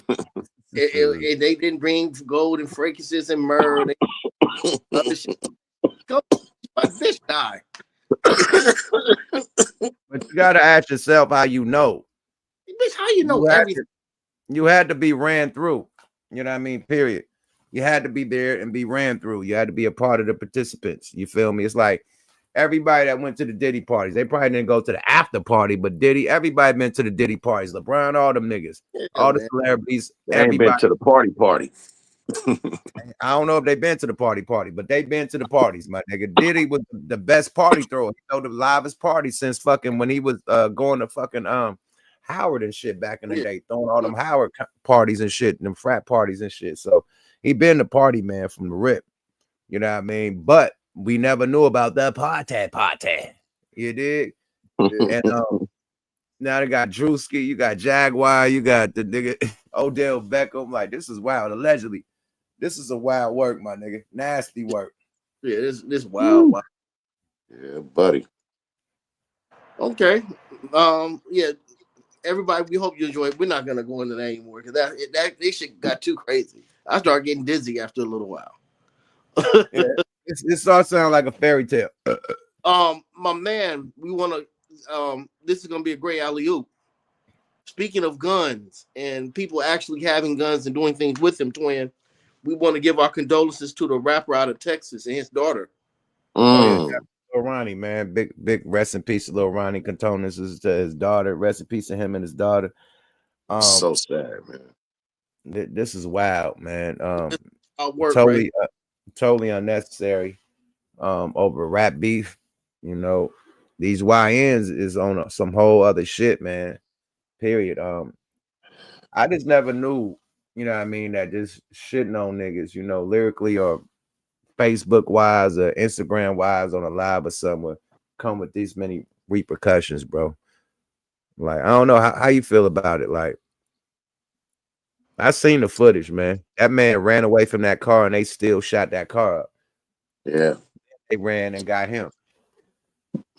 I think it's a certain place for motherfuckers like that. I mean, when you are a young motherfucker, probably off drugs and strapped up with absolutely no understanding of any kind of rules that was ever given to you by motherfuckers that came before you, it's rules to this shit.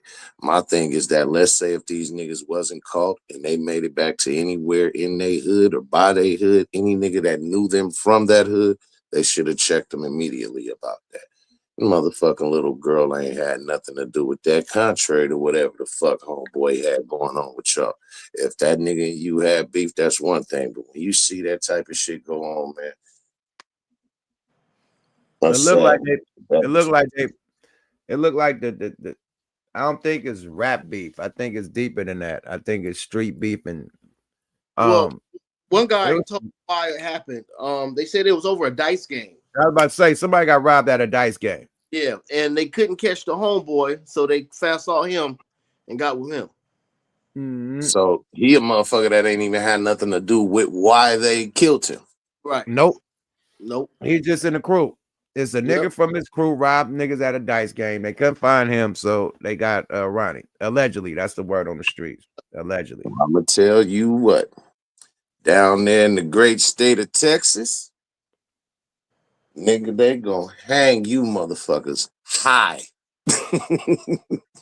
with that special circumstance for that kid being unalived like that. Yeah, that they don't really care too much about the rapper dude, but when you unalive a 5-year-old girl, man, we can tear up your birth certificate because we know when you were born. You ain't never fucking lied, Gooch. Tear that motherfucker up. That motherfucker's useless right now. Yeah, buddy, it ain't nothing but a matter of time. Yuck is about to pull up the footage. Everybody, in the meantime, I'm not playing the footage of what happened. You know what I mean? right. I'm definitely not doing that. But I definitely want to play some shit that let me see, that Charleston has said, because he's from there. Okay. Let me see, Charleston. And in the meantime, people in the chat room, please get the likes up. We do not have super chat. Tickle that like button. If you want to donate to Cash App, feel free. But please get the likes up so other people can know that we're live and we're doing our thing. And then feel free to hit the Cash Apps. Would be appreciated. Hey, Gooch, that was a dope ass post that you posted up on your IG, the little Tupac timeline. That shit was raw as fuck. Thank you, brother. Thank you, brother. I will share with everybody. I promise. Yeah, man. I had to remix it and share it out, man. Shout out, man. Anybody that want to see that shit, man, make sure y'all go follow Gooch the Great, man. You feel me? Yes, sir. And while Yuck is loading things up, I want to let you guys know that the spring Gooch shirts are out. Here we go. This one says, attention, ladies. We as men would rather you have a diploma in silence than a master's degree in speaking your opinion.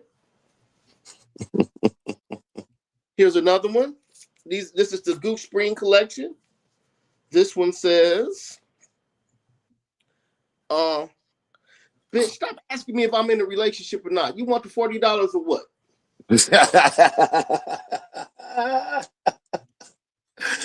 Let's get down to business, bitch. When we gonna get to the good part? Get after the good part. How can a nigga that doesn't have a passport tell me he has the baddest bitch in the world? And the last one is dun, dun, dun, dun. Bitches have swallowed so many of my babies that everything that comes out their mouth sounds childish. Collectibles, get them now. Get them now while they hot. You feel me?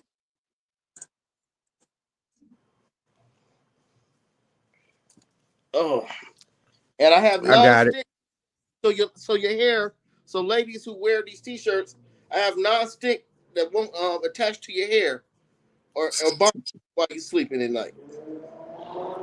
Say Cheese be blurping like a motherfucker. I'm gonna have to fast forward this on Speedy Gonzalez. This nigga be blurpyante. Or better yet, don't even play him, man. Cause Say Cheese. Nah, we gonna play what Charleston White got to say. Okay. Just a little dabadoo. It's fair use, my nigga. It ain't like we got the fair use claim going on. We could do this shit. As long as it's on Speedy Gonzalez, we good. But Charleston White from out there, from Fort Worth, Texas. Fort Worth, Texas. So he's from there. So he got, a little detail on what's going on. Say Cheese, fair use, man. Y'all subscribe to them. I need to subscribe to Fair Cheese. My bad. Let's go. Because you've been trying to combat this whole drill movement that's been going on for years. Yeah. Well, he's associated with Hood Fame and Go Yayo now. Now, them on the gangster shit. I always have been. Even though you ain't on the gangster shit, you're guilty by association.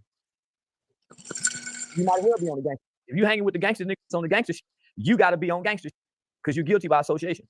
And he's closely intertwined and connected to it. You know what I'm saying? He Go Yayo right-hand man. Or his big brother, so to say. From my understanding, Chucky come with Lil Zach now. So they go way back. So you guilty. This nigga naming all the names. See, he naming hella people from out there. He talking about whatever he talking about, they politics is. He breaking down they politics. You feel me? So fair use. I'm gonna be interrupting like a motherfucker. To say cheese to us. To say cheese. Say blurp. Say blurpy. You dig? Let's go, y'all. Fair use. By association. But when I saw the video, I said, man, them some kids, they kill him. Them some babies. Most definitely. And come to find out, it's some babies. Some babies that come through my organization that I done work with. Knew them from the area. So knowing what I know, this is a long-standing situation. Between babies you work with. It didn't work, my nigga. They still out nigga, there. Them ain't babies. Yeah, them niggas smoking weed, fucking busting guns. Them niggas ain't babies. Yeah, nah, man. But he said, my baby. So your little youth programs no didn't work. babies, nigga. Your little youth programs didn't work, man. They still been out there and got busy. You feel me? And no disrespect, but I'm just saying like how he be trying to be so positive and shit and disrespect rappers, that changed their life with hip hop and music, got up out the ghetto. Changed their family life, changed their homeboys' life, employed them, all type shit, took niggas around the world, disrespect that. And then you go do your youth program, and niggas from your youth program is killing people. They gonna look at you like a hypocrite and they ain't gonna take you serious. You trying to tell them to take their life and turn it into a certain direction that's gonna be positive. And then in the same motherfucking breath, they can pull up videos of you with motherfucking choppers with long ass banana clips talking about, yeah, nigga, yeah, I ain't scared of you, nigga, I'll put. You can't have it both ways, my nigga. Yeah, I shoot one of you rap niggas showing trunk full of ammunitions and guns. Yeah, and shit. I mean, come on, my nigga. Yeah, That's little what, booty. Yeah, T.I., I'm gonna shoot you. Like all them niggas he had beef with, like when I see that type of shit. And then That's your what homies made me handle think that they work nigga a with some plant. drugs. Man, that's bullshit, bro. Period. Like you gotta lead by example. The thing is that I don't like about the rapper haters. You can't be a rapper hater trying to look like a rapper. Exactly. I was just about to say that next, man. Your whole outfit is a rapper outfit. The chains, the jewelry, the hoodie, the hat, everything. You look like a fucking rapper, my nigga. A little nigga out here, and you in your late 40s, my nigga. Finna You drop look the new you look mixtape. like the shit you despise. I hate rapper, I hate nigga. But you look just like him. It sounds Walking like you're a contradiction. rapper. It sounds like you're a rapper hater. That's what it is. But I think it's even deeper than that. I think the nigga a plant. Me personally, bro. Because I say it all the time. The only thing that racist motherfuckers love more than saying some negative ass shit about the person that they don't like is being able to get a motherfucker from that same group of people of the people that they don't like and get them to say it for them. I lightweight agree because he damn near snitched on himself. He said he been working with them people. You know, they been had him, but for the youth program. They been had him on a payroll for the youth program, you know what I mean, trying to save the streets and whatnot. But what if he was, you know, reemployed, you know what I mean, to destroy hip hop from the inside, you know, to make these people want to beef, cause, you know, instigate, you know, hip hop beefs and shit that trick niggas off they, you know, off they square. Niggas start going to jail. Niggas start trying to threaten him, you know what I mean, go to jail. Niggas he talk all this gangster shit about what he'd do to a nigga, but as soon as a motherfucker try to, if a nigga was to do something, I'll tell on one of you motherfuckers right now. Hell yeah, I'll tell on you. You go to jail. You initiating the shit. You antagonizing motherfuckers. Yep. You remember back in the days when niggas thought that the hip hop cops was fake until they found out it wasn't. Yep. Nigga, they had that book and that shit that from what it was known as back then in the early 90s, that shit ain't did nothing but evolve into shit like this. You said it the best. He's the kind of nigga that'll trick niggas out of their freedom. I think he's not the only one. I think that all the little Fedademics, the 1090 Jakes, I think all the niggas employed by them boys. Yeah. And to create these narratives, you know what I mean? Like, okay, if you got Fedademics talking shit about hip hop, oh, you broke nigga, whoop, whoop, whoop, whoop, whoop. You know what the motherfucker gonna want to do to him when they see him. Now you try to activate, now you're going to jail. Let me ask you this. I'm telling on everybody. So it's like, it's a cancer. It's a fucking cancer. And we got these people that's a part of hip hop, part of the hip hop media that's destroying the hip hop from the inside out. Period. Have you ever seen any influencers like him? Not to cut you off yet, but have you ever seen any influencers that would be considered what he is, or academics or niggas like that in the pop music sector or in country music? You don't hear them motherfuckers having them types of problems. It's only in this motherfucking, it's in this genre only. Because they're trying to, hip hop is making the most money out of all the genres. They're trying to destroy it, my nigga. That's why less male rap is coming out, because a lot of them niggas that went to jail or got killed. Period. That's why we only got a couple males, a few, or blackball, either or. You know what I mean? Because of some shit. Or they shit done died out. But it ain't too many male hip hop artists dropping right now. The people that had the wave, the people at the big companies and shit, with all the artists like dying out. Where's QC at? QC sold the label, right? Sold his masters. He dipped out. Like, come on. Like, at the end of the day, the hip hop is being destroyed from the inside out. Now, if nobody putting out no music, hip hop ain't gonna be at the top no more. You get it? So you destroy these niggas. You putting RICO cases, shit that was made for the mafia, putting that on rappers. You're instigating rap beefs with these record labels that's putting out the music to instigate these street beefs that's getting these rappers killed and having all this. Then you got the motherfucking media instigating the beefs. It's like Warren Chirac on steroids. The same shit Metademics did on Warren Chirac, instigating, telling who did that. Oh, this one did this one to you. Oh, you gonna spin back, like instigating the shit to make a motherfucker. Oh, I'm on YouTube. We gotta spin back. You know what I mean? All that type of shit. So you instigate exploitation. Bingo flamingo. They thought that shit died off in the 70s. Hell no, it was around in the 90s with movies like Menace to Society, and it's around right now for shit like drill music and the influencers and motherfuckers like this. Black exploitation. No, let's get rid of this shit, man. We making too much money, my nigga. Period. That's what it is. Niggas is getting too much money and they trying to shut it down. That's what's happening. It's starting from the inside out. That's what's going down to me. Let's go, y'all. Fair use. Between the ape gangs and the hood fame, nigga, it's been a divide in this city since these niggas been in elementary school. Ape gang started as a group of elementary kids. Hood fame, out middle school kids. So these cliques that started when they clicked up in gang as kids. That's when I come about. So I've been their rival. I've been their opponent since they've been in school, huh? Most of these know me from the juvenile detention center, mid-level, JD Hall, the alternative school. Most of you know me from working with them in crossing their path through the juvenile system. So I've been having my thumb on this post for a minute. That was my fight with the Fort Worth Independent School District. Are you worried about LA gangbangers? The nerve. Oh, at the LA gangbangers. I've been to LA and I was with the Rollers and I know Hermes. Nigga, you don't know no Nipsey, nigga. You ain't never met Nipsey, nigga. Fuck out of here. But show people in your background that you raised and you was through the juvenile youth system with them, trying to teach them positive things. Look what your youngsters doing. Worry about your own backyard, my nigga. Period. Make sure that They bitch looking at him like a joke. about anybody dirty motherfucking backyard. Period. Let's go, y'all. Fair use. Yo, youthful niggas. Let's go. My 40, go, boom. When I saw that video and it was number kids in there with guns, and then I started following the rise of Go Yayo. So no, man. No. And you dry snitching on Go Yayo.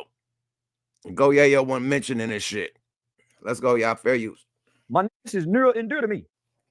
We made the news behind this. This is how I became in tour with the streets in this city, the Crip and Blood. Because I'm saying these y'all kids in they gang. So you got Crips and Bloods in the same gang together. Most of the OG that was doing the doc, these was y'all kids and y'all nephews that's just doing this shit. So that's how I started fighting with the streets. So when I seen this, and so now you're gonna say you was fighting with the streets because of them. I thought you raised them.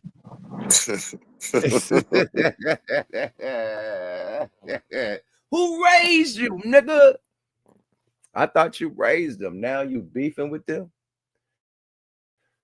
The correctional guy, the guy that with the youth program. Now you talking about taking it to the streets with these niggas? Is that what you telling me? The youth program. So what was he like? What was the nigga? Lean on me. What was the teacher? What was it? What was the principal name? Principal Charles Clark. He was the nigga that Joe Clark. Joe Clark. This nigga is Joe Clark. He going to the hood with the bat and try to Joe Clark. He's getting beat up. All right, let's go. Everybody on this stage, you are now excommunicated. Man, Joe Clark. This nigga thought he was Joe Clark. Fuck out of here. Hey, that nigga said, and that's why I threw those bastards out, and that's all I'm gonna say.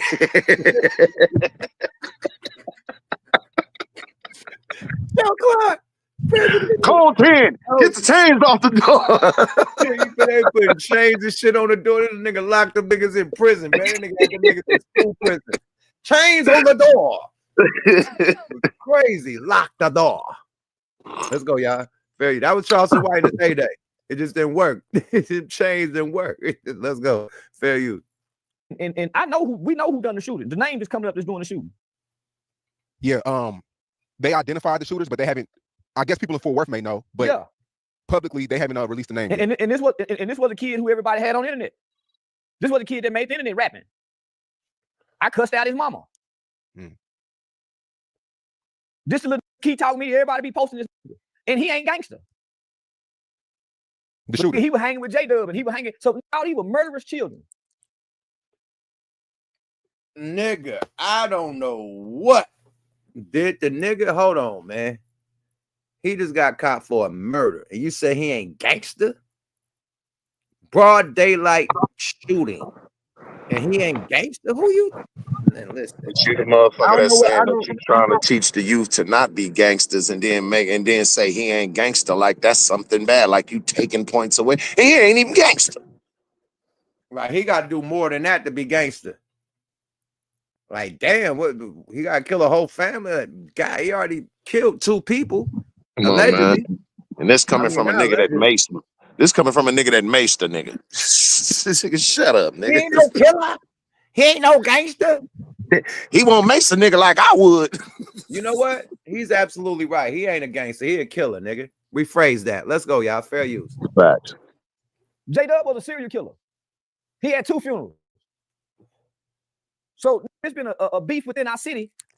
This ain't the first baby that done got killed behind what these done done. This ain't the first baby that done died in Fort Worth, Texas. This ain't the first father that done died with his baby. Just last year on the Southwest side, they shot up some shit, and 2 babies died at the car wash with their dad. It was just last year. This ain't new. But because he's a popular. But why you ain't talking about it? You want to talk about what every rapper is doing on the West Coast? Fuck Kendrick, fuck this one, fuck that one. But niggas is dying in Fort Worth, Texas. Rest in peace. No disrespect to their politics, but they politics is having a lot of people die out there. You want to talk about California, all your interviews. Oh, fuck you, fuck the Bloods, and fuck the Crips. Oh, fuck Nipsey. Oh, fuck Kendrick. Oh, fuck Tupac. Oh, fuck it. But your niggas right here in your backyard, ape shit, going crazy. Let's go, y'all. Fair use. It's always a motherfucker that's directing the energy towards somewhere else when the energy is right there in your motherfucking face, man. Handle what's in your face first. Let's go, y'all. Fair use. The rapper. The same baby that's being accused of shooting went to juvie for shooting a 2-year-old in the Buttercups. This ain't the first time a baby done got shot. But because it's a rapper and he's a popular rapper and he's a well-liked rapper, now it's, oh man, this is sad. This ain't sad. This is normal. This ain't new. If you remember 7 years, That nigga said it ain't sad. Whoa. I gotta do a stop every time because it say cheese, my nigga. I can't let too much shit go. But he said it ain't sad. What I want to call it? Hypocrite nigga. Yeah. And then to say that it's normal and you saying it in a braggadocious ass way like it's something to be proud of. Right. But then come and talk shit about LA people. Oh, that's sad. That's sad. But it's normal where you at. Gotcha. All right, my nigga. Fair use. years ago in Chicago, a man was getting into it with some niggas online. They beefing online. He go to the McDonald's drive-through. They kill his baby in the drive-through. It was all on social media. It wasn't no backlash. And they went online bragging about killing the baby. It wasn't no backlash for that. So this is the time Charleston come out and say, man, I keep telling y'all. I told y'all. This is where y'all. Nah, fuck, I told y'all. Handle your business. You always trying to get in everybody else's politics. Handle your own motherfucking politics. You told us about LA. You didn't tell us about Fort Worth, Texas. Nigga talking about, I told y'all. No, you didn't.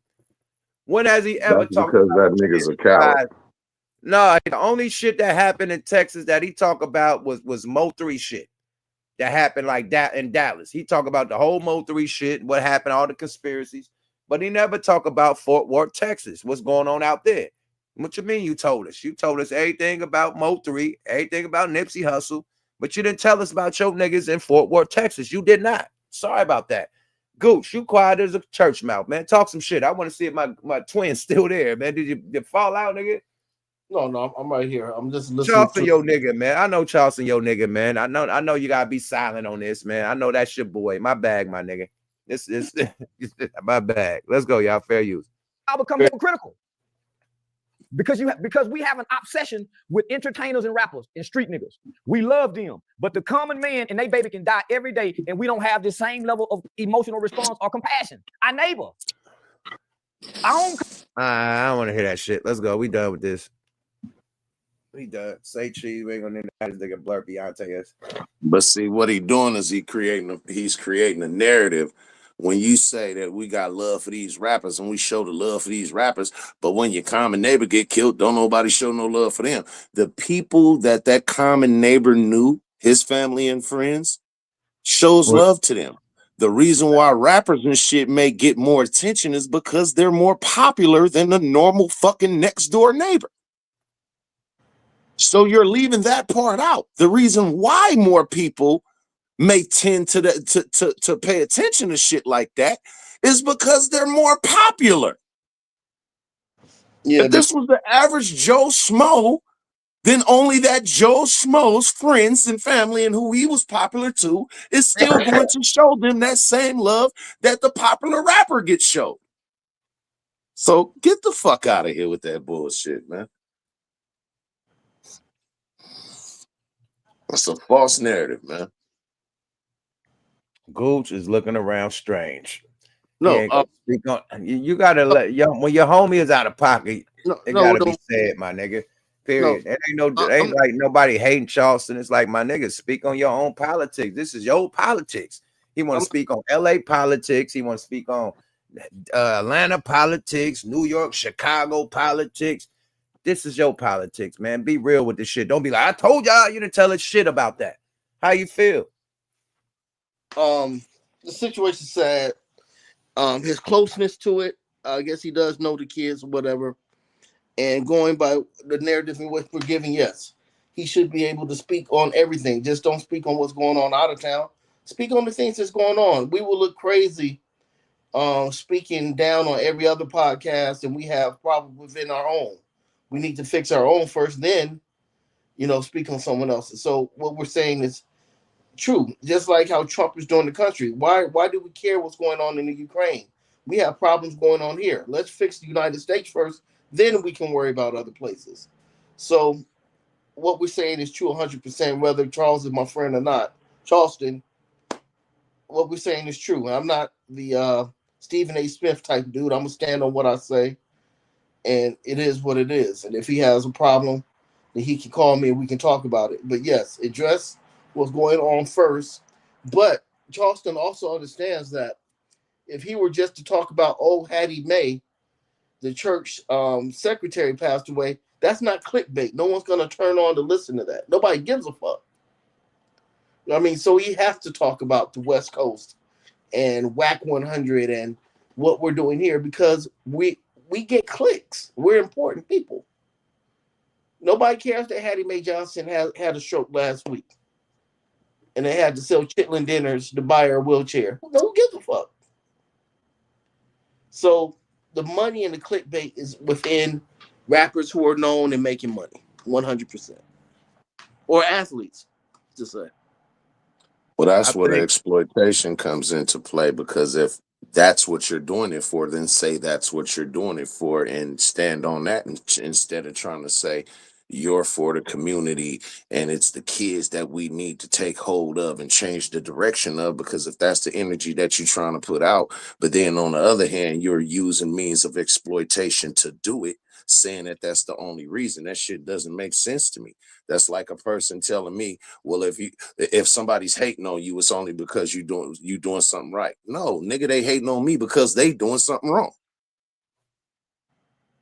Okay. My thing is this, man. When are we gonna stop listening to fuck boys like this, my nigga? I'm gonna keep it a buck, man. That nigga's an old dolphin that used to be in front of the store. I don't know what he is, but he remind me of a nigga that had good game. A dolphin nigga in front of the liquor store that had some good nephew. Hey man, back in the day, I was a nigga. He spit some slick shit to you, give you some game, get a nigga some change and keep it pushing. He remind me of one of those, my nigga, but a well-dressed one. Now he's a well-dressed, alcoholic in front of the dolphin, well-dressed dolphin, my nigga. You know what I mean? That hit a lick. But at the end of the day, bro, I don't respect the shit he say because it's very contradictory. If you're not living that way, if you ain't rocking a chain that says nigga nation, nigga is negative. You know what I mean? So if you're really standing on business and like the Panthers, you know what I mean, like positivity, nigga ain't positive. Period. You can't represent nigga nation and this, that, and the third and try and be positive. That's like, you can't say, oh, well, fuck this gang, fuck that gang, and you talking about nigga nation. It's the same shit. Save the kids and you grab the youth and yeah, nigga, you scared, nigga, I'll call for you. Ain't no nigga gonna do nothing to me. Like, come on, my nigga, you can't have it both ways. Talking about R-word and Asian people, Asian children, like, come on, man, wilding out. But you supposed to be the example for the black youth. Kicking the youth for the young black youth. and what it does, he was supposed to come suited and booted like Kevin Samuels every interview, suited and booted, just a nice watch on, suited and booted, and really fit the suit. You know what I mean? Fit the, if you're trying to speak to colleges and speak to the prison and juveniles and shit, dress like you supposed to. Don't come looking like the young hip hop nigga that you despise, that you talking shit about. Don't say, hey, oh, fuck that one, and fuck this one. Then what else do the youth have besides basketball, football, talents? You know what I mean? They natural sports talents. Music is another one for them to get out the ghetto, whether it's singing, whether it's rapping, whether it's, you know, other shit you may do, you know what I mean, playing music, producing, whatever it may be, DJing, whatever it may be, dancing, setting up whatever it may lights, be, audio, all that yeah, shit. whatever it may be, you know, you're employed by this, you know what I mean, and it's getting you out the hood. Now, if you're telling your story of you growing up in your neighborhood, and it's probably a lot of negative shit that you witnessed growing up, you're telling your story, my nigga. This is not Men's to Society, some fake shit. This is a rapper that grew up in the struggle, talking about his struggle. You know what I mean? So it's like, you can't have somebody that was, you know, I don't know. It's different people, you know, because you had positive rappers that came out the struggle, that talked about positive shit also. You know what I mean? But the shit right now is to talk about the street shit. And ain't to talk about the positive shit. The game right now is to talk about the street shit. So the youngsters running with it and they telling their story. They getting rich off that shit. Right? Yeah. So the only thing I'm mad at is that, you know, they stand in the street, 1 foot in the street, 1 foot in the industry. You can't move like that. You gotta, you know what I mean, completely get the fuck out the street. So the street's gonna take you down. You know? Yeah, that's the only thing I don't like about the shit. And the beef shit. We used to beef. It was on whack. Nah, hell no. Nah. We're beefing. We see niggas. It's going down. I can't say that, but I say this: niggas wasn't getting shot. You know, we'll come up to a nigga video and pack them out. You know what I mean? See a nigga backstage, pack them out, but niggas wasn't getting shot and killed. Only the two people that got shot and killed over beef was Tupac and Biggie. Nobody else got shot and killed over hip hop beef back in the day. Am I lying? Okay. Not over hip hop beef. It may have been over beef, but street beef, not hip hop. Not hip hop. Yeah. At least that I can think of off the top of my head. But well, man, it's just sad, man. So, oh shit, we gave a moment of silence for Mr. Wiggins. Yes, sir. Gotta give a moment of silence for the young man and his daughter, man. This is sad. We salute. We send our condolences from the Wonder Twins. What was his name? Absolutely. Let me play the old girl that was the driver. Okay. She got arrested. She got out of jail and started talking shit. Let's see what happened with that. But the second dude got arrested. He turned himself in, I think. I hope he got some pussy before he turned himself in. That boy about to be set away for a minito. A minito. You better have done all you could do with that pussy. Shout out to Urban Politics. They got some of the footage of old girl getting arrested with one of the shooters at the gas station, and one of Texas Rangers in some part of Texas. Let's go, y'all. Fair use. Pussy, you see, gonna have some nuts attached to it. Right. Oh no. That's that girl. I think they was already at the gas pump. The girl was in the stove. He said the girl came out the stove. He said he pulled up to the gas pump. He didn't know what was going on. He said the girl, she came out the stove with the plane that roll out. She didn't know. There is an arrest in the shooting deaths of a local rapper and his 5-year-old daughter at a car wash in Forest Hill. Tonight, police say they have one of the accused killers. Brian, Forest Hills police chief tells us that the Texas Rangers arrested 24-year-old Adonis Robinson in Livingston today. That's about an hour north of Houston. He faces capital murder charges in the deaths of the dad and daughter. So does a 21-year-old. Revealing he was captured Thursday in Livingston, Texas, about 75 miles northeast of Houston.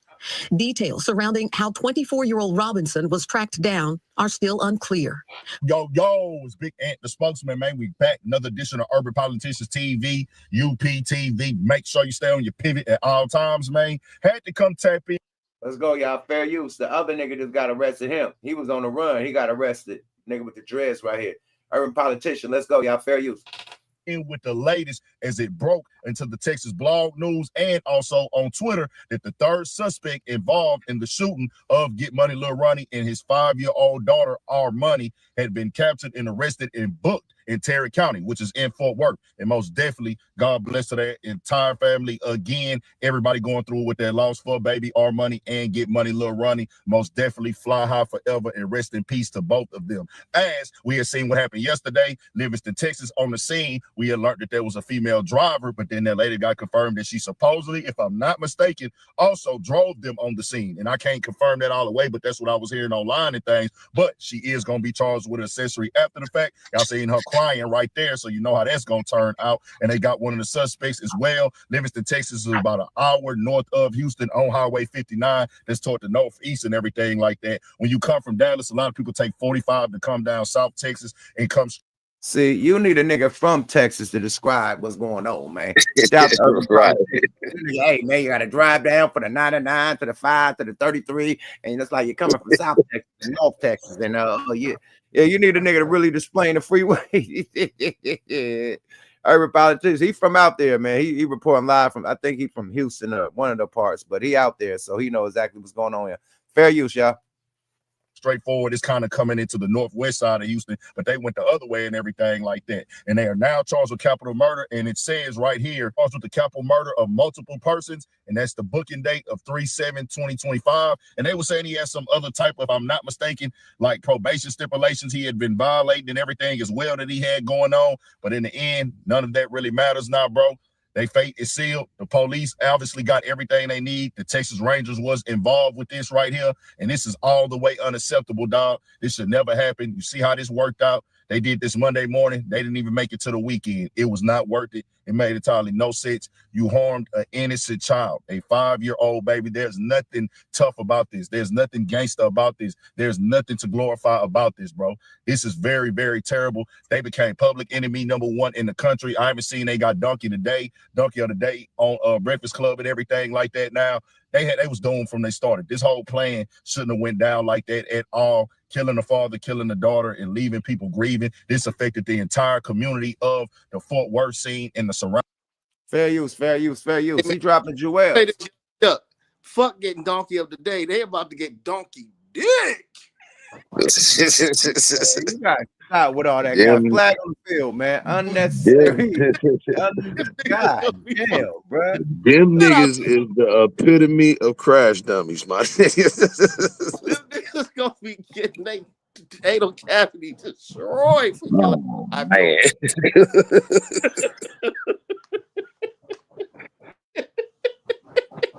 Niggas compared to Donkey Dick. Big Jesse and Jeannie. Oh God. You know, Brad, neither they just did that on some dumb out crash out shit. Trying to prove who they are on IG, just to brag on IG. Yeah, nigga, we boy. As soon as they get to the pen and they start handing them niggas clothes, they just gonna hand them niggas diapers. Like, look, man, you gonna need my nigga. Bro, you killed. You gonna need these diapers, my nigga, because the things that are about to happen to you and for that little girl. They ain't having in the pen is you killing a little girl. They gonna have hell when they get in that motherfucker. Period. Sorry about that. Oh yeah, buddy. And this ain't California, so you can't tell them that you identify as a woman. They gonna have hell, my nigga. They gonna have finna get it. Hey, man. Charles White talked about when he went to jail. He said, yeah, man, they put me in the cell by myself. I couldn't be out there with the people. I want to be out there with the people that I'm talking shit about so I could confront them. Obviously, he got confronted and got PC'd up. Yeah, that nigga was in PC. Man, he said they didn't even put that nigga in a booking cell with the people. Nigga, he had his own cell. Like, hell no, nigga, they PC'd you the fuck up because you talk too much shit. Period. Yeah, he one of them telling about the gun line boss ass niggas. He said, hey, they just threw me in there. I wanted to be with the people. Nigga, you shitting me. Nigga, you ain't been to jail since a juvenile. That nigga was spooked. Right. I don't know what. Hey, get me. I don't want to be in the jail with them. Hey, I'm Charles Wright. I didn't talk shit about anybody. Get me in there.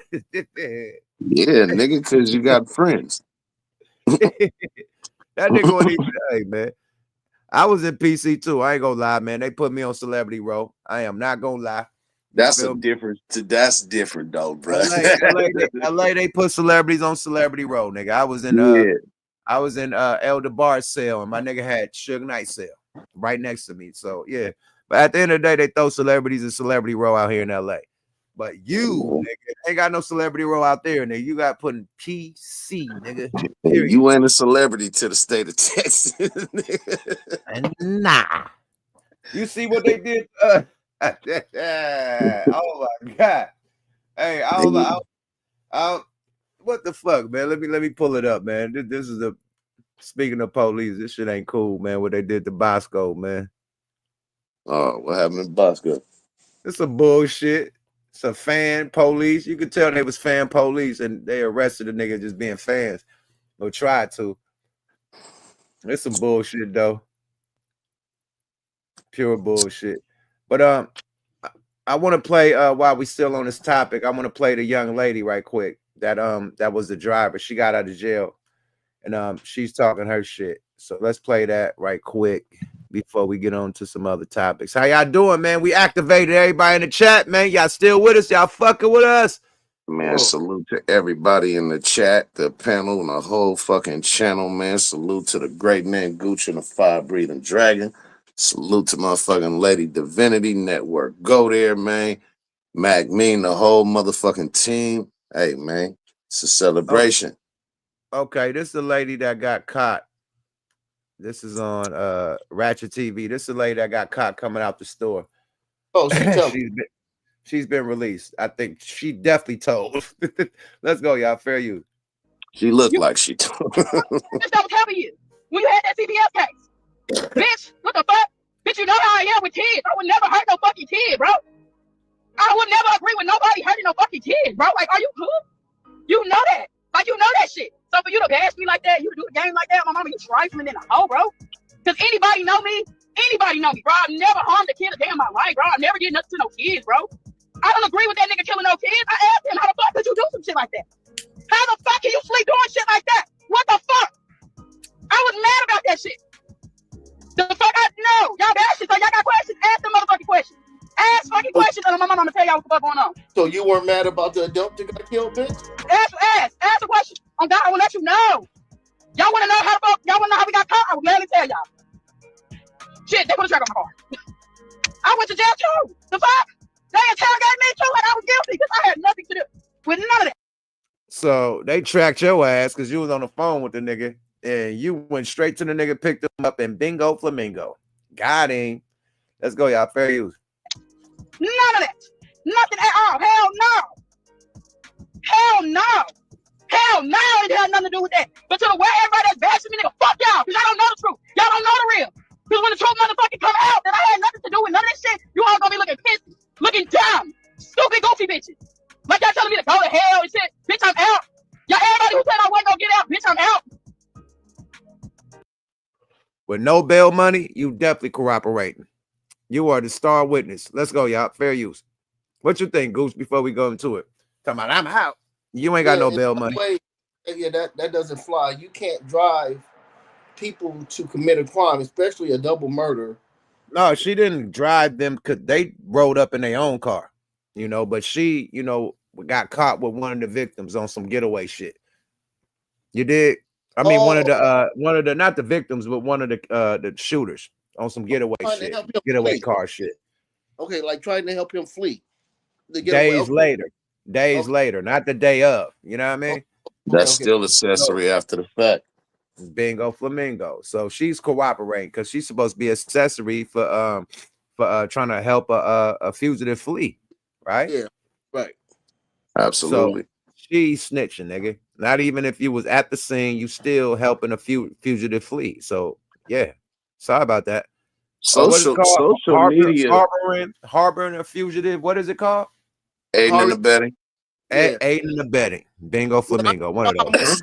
When I saw how far her hair was from her eyebrows, in between them. But look, she fresh out talking shit. She still got the hoodie on. She got arrested in. Watch the little camouflage hoodie. She still got that shit on. She fresh social media, nigga. She couldn't Social wait to get on her media, phone.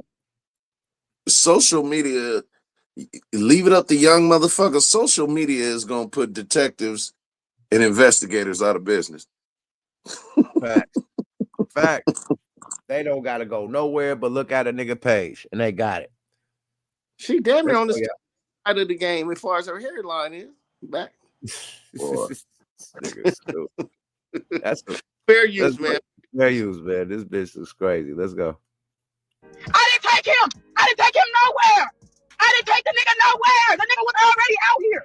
The nigga was already out here. I don't even know how he got out here. I didn't take that nigga nowhere. I didn't take that nigga nowhere. I didn't take him out here. I didn't take him out here. He was already out here. He told me to come out here, and that's exactly what the fuck I did. Came out here. I wasn't hiding that nigga or nothing. That nigga knew the chances he was taking, getting in this motherfucking car. I had nothing to do with none of that shit. I told him, I said, I feel like they following me. I feel like they following me. He told me, nah, ain't nobody following you good. Bitch, you trying to get in this car, you back out. That ain't got shit to do with me. I'm glad they got your ass, because I'm scared. The whole time we're in the car ride, I'm scared. Bitch, what the fuck is you on? I'm asking him questions. Fuck you back on. Why you do that? How could you do that? How could the fuck could you kill a kid? If you know what happened, why you even riding with Say it, yo. Why For you to now? say that you didn't know what was going on. All of a sudden, how can you do? But you was crying like a motherfucker. You acting innocent, like you ain't got nothing to do. But when you got arrested, you was crying like a motherfucker. You didn't know what was gonna happen. You know what the detective is, the first thing the detective is going to say? The second that you knew, even if you didn't know what was going on when it happened, after it happened and this motherfucker's in your car, you're leaving, why didn't you stop and call the police? That's what they're going to say to it. Bingo. Because by you not doing that, now it's a conspiracy charge. Now, because you have a clue of you know what's going on. And you're actively helping a motherfucker leave the situation. She's not gonna stay free. Watch. Somebody said Gucci smash. No, well let me say this before I cuss the person out that would say something like that. Number one, damn, somebody saying something that disrespectful kind of threw me off. I mean, killing the young man, that's 50 years. Killing the baby is life. That's forever, if not death. Like this is death penalty. I wouldn't even have this in my phone. Like, so whoever said I'll smash, I wouldn't smash her, but I'll smash your mama. Matter of fact, let me go to my other phone and see who did it. So I can see who your mom is. I'll be right. You know, Gooch will walk you down. You know, Gooch gonna come find you out. You done fucked up. You done got that nigga hot on your trails. You better delete your page. Yeah, she's not gonna stay free. I can guarantee you that. For one, the family of the victims, once this is shown and she's bragging about, and I'm free right now, all of that type of shit, I can 100% guarantee you that because they let you go, because they brought you in for questioning, doesn't mean that they can't still arrest your ass. All they did was brought you in for questioning. But I can guarantee you that whatever you're saying right now, you didn't say in front of them. I guarantee you that she didn't say in front of them detectives what she's saying right now. But what she's saying right now, she's finna regret it. Because now you just implicated yourself in an active motherfucking crime. So it wasn't even like the nigga came to your house later on and he just asked you for a ride out of town and you didn't know what was going on. You're saying, I didn't know the nigga was gonna do that. I didn't know the nigga was gonna do that. And he was like, somebody follow me. So that means you're taking him away from the crime scene. Stupid. Bingo. You're going back to jail. Enjoy your freedom while you can. Get all your affairs together. Yeah, let's hear what else this dusty chick got to say. Let's go. No compassion. Just say rest in peace. Nothing like that. None of that. You bitch, fuck you, bitch. I'm out of jail, bitch. I didn't know. I thought that bitch.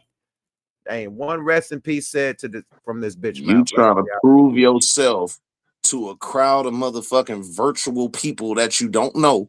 You trying to prove yourself to them after saying you don't give a fuck. Well, if you don't give a fuck about what nobody think, you doing a horrible ass job at proving it.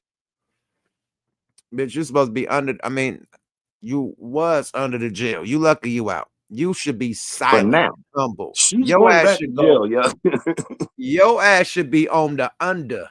Call me on the under. You should be ducked off somewhere because them seeing your face could be repercussions. Like people could want revenge allegedly, and you just threw your face out there like that. I would have act like I'm still in jail with this type of shit going down, and I would have moved to Atlanta. Period. Every social media would have been deactivated. Everything would have been deactivated. I'm getting the fuck out of town. I will fly in for court. I'm not staying here. What? Man, she should get low. And now, man, listen, she conducting this shit all wrong. And I pray that nothing happened to her, man, for real, because she conducting this shit all wrong. Let's go, y'all. Fair use. Yeah, bro. How could you do that? How could you kill that fucking kid? The nigga kept telling me he didn't know that baby was there. Bitch, are you okay? Are you cool, ho? How could you kill a kid?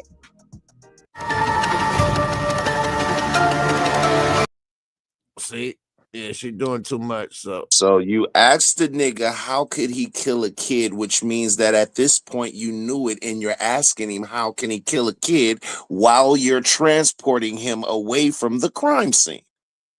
While you're driving and saying, I think they following me. Man. Who's that you got right there, Gooch? Who's that, Gooch? This is the person that said, I'll smash. This nigga walked them down. Nigga done found the nigga. Oh my God. Gooch done found it. All right, let me give Gooch the screen, man. Give him the big screen. Gooch, man. Come on, man. No, this is a woman. Oh, nigga, I thought that was DMC. So what I'm going to do is I'm going to give the person about 3 minutes to maybe say I love you or apologize or do something, or it's going to be a full court blitz. Roast session on a high level. So let's go back into the content. Maybe they'll say something. Apology. High level roast session. You done got motherfucking Gooch stirred up. And I'm rocking with him, and I'm gonna light your ass up. I'm gonna give the person 3 options. You can erase your own comments, and you won't get roasted, or you can send me a yuck cash app. I ain't got nothing to do with that. Well, you Goose. Yeah. So yeah, hit my cash app. But you have 5 minutes to do these things. If you don't do it by the time this content is done, you're about to be a star. All right. We can call him Daryl. We can call him D. We can call him Daryl Macca. We can call him DMC. This nigga is crazy. Let me see. People always ask me, DMC, what does it mean? Yeah, my cash app is up, but somebody did a soft 5 on it.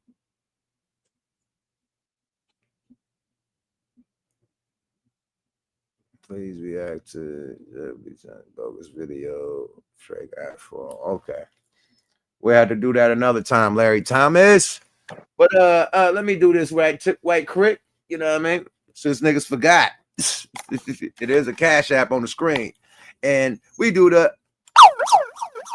cash app alert, cash app alert. Cash app alert, cash app alert. Big cash app alert, you know what I mean? From Larry Thomas with the soft 5 on it, man. He wanted us to talk about Drake, man.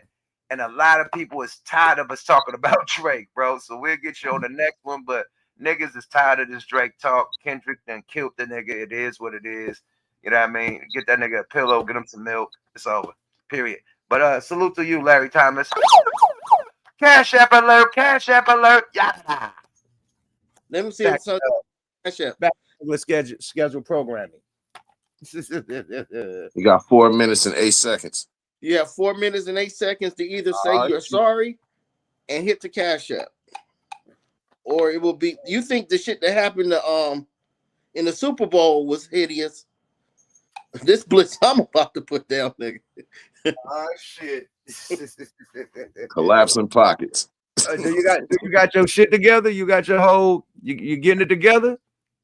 You know me. All I got to do is talk. Oh my god! So let me find this footage while you getting your shit together. You got 3.5 minutes. Oh, we got a cat. Hold on. Oh shit! Separate the good stuff from the junk. Oh shit! Nice cash. You got 3 minutes left to rock this funk, to separate the good stuff from the junk. Yeah, hurry up. Okay, we have hold on. We have a $1 cash app. So fucking with you. $1 ain't gonna do it. $1 to make it.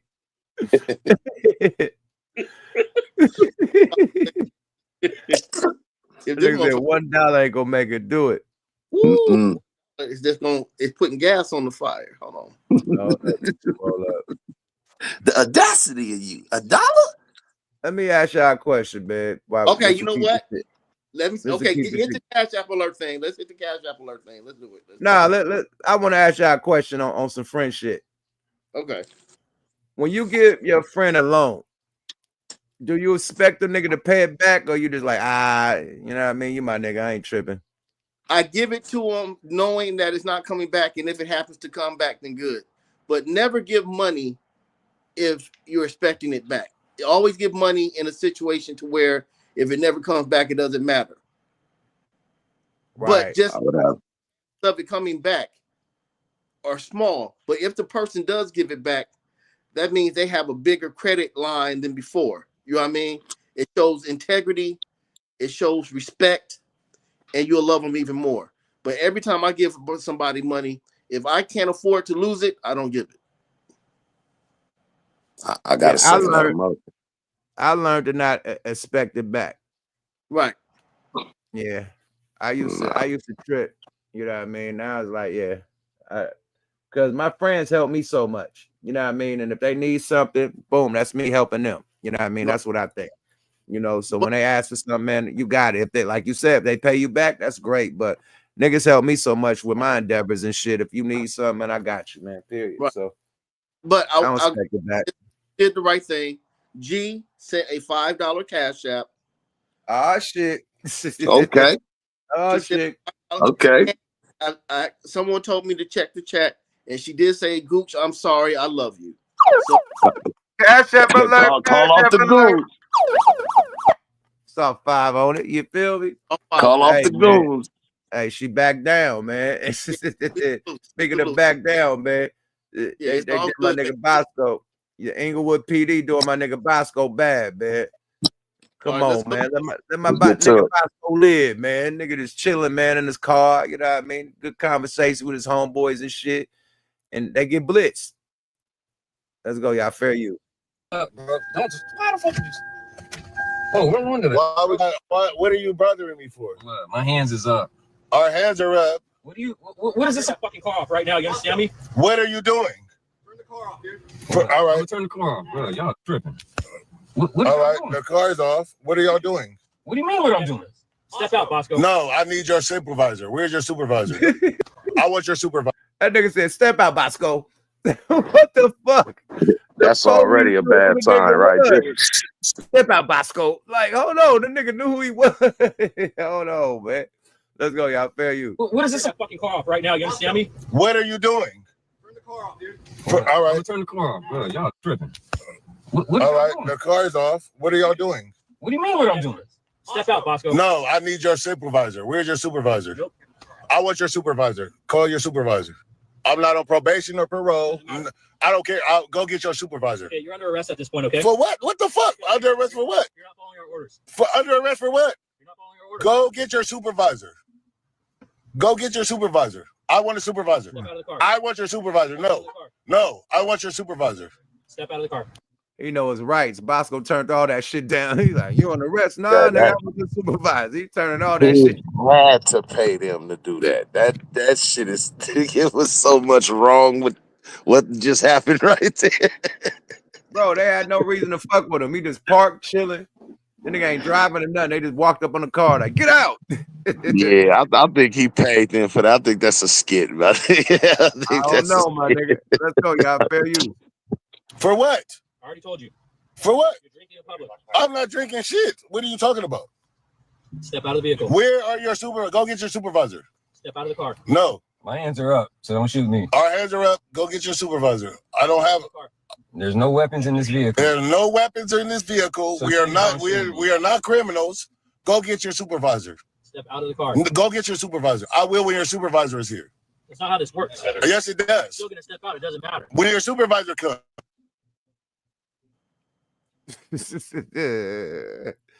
Go get your supervisor. Go get your supervisor.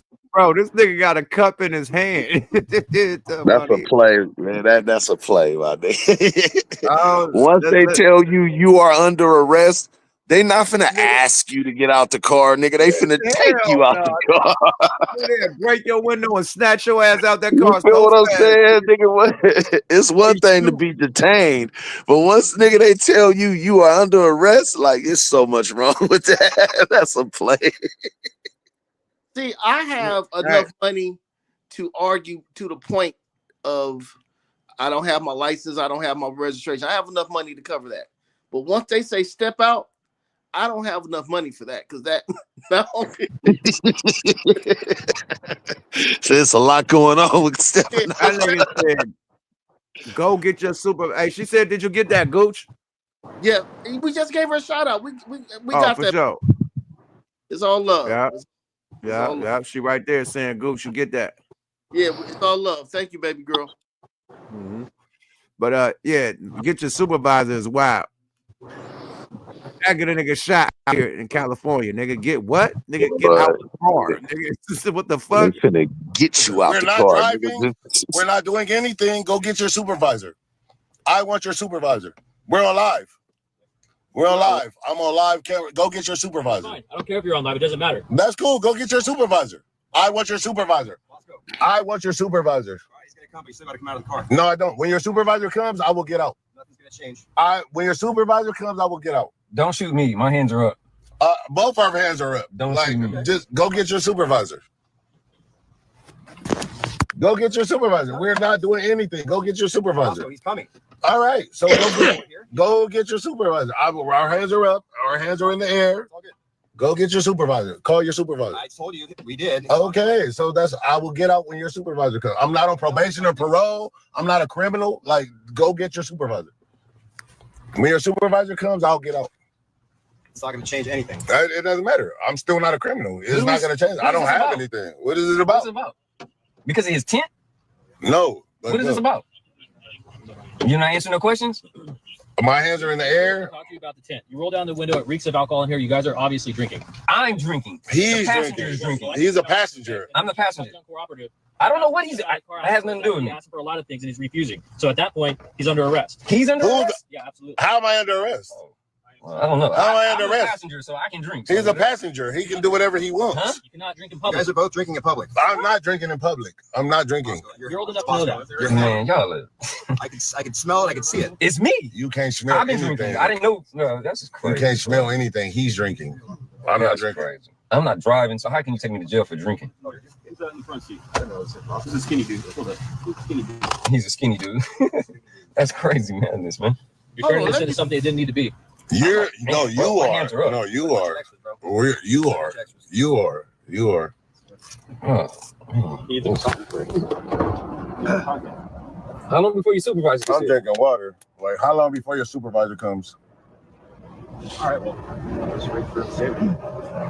Want to do the Man, if I was in the car with my nigga and he doing, I'm like, bruh, please hush your fucking mouth. Shut your ass up. Shut your ass up before we get bullet holes in our face, my nigga. Please calm down, my nigga.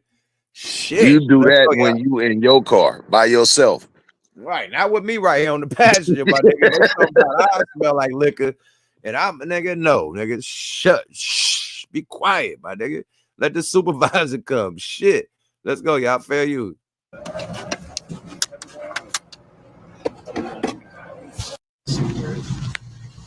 I haven't done anything. Like, you guys act like we done something. I don't got anything. Like, bro, why are you bothering me? I'm waiting to go into the restaurant. Like, why are you bothering me?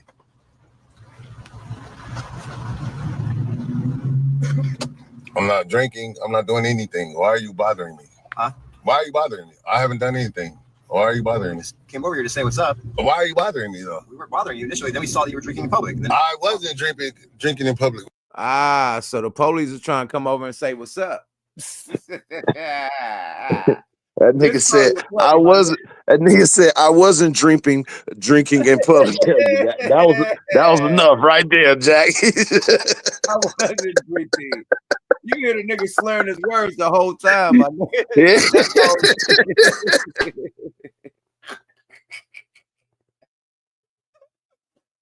Oh my! Watch how he starts slurring the shit out his words right now. Get this thing out the car. Let's go, fair you. What are you talking about? What am I drinking? I don't know, but it smells strong. Like he's drinking. He said he's drinking. Like he's a passenger. It doesn't matter. Okay. Like he's a passenger. It doesn't matter. It doesn't matter. He's a passenger. Like, what are you talking about?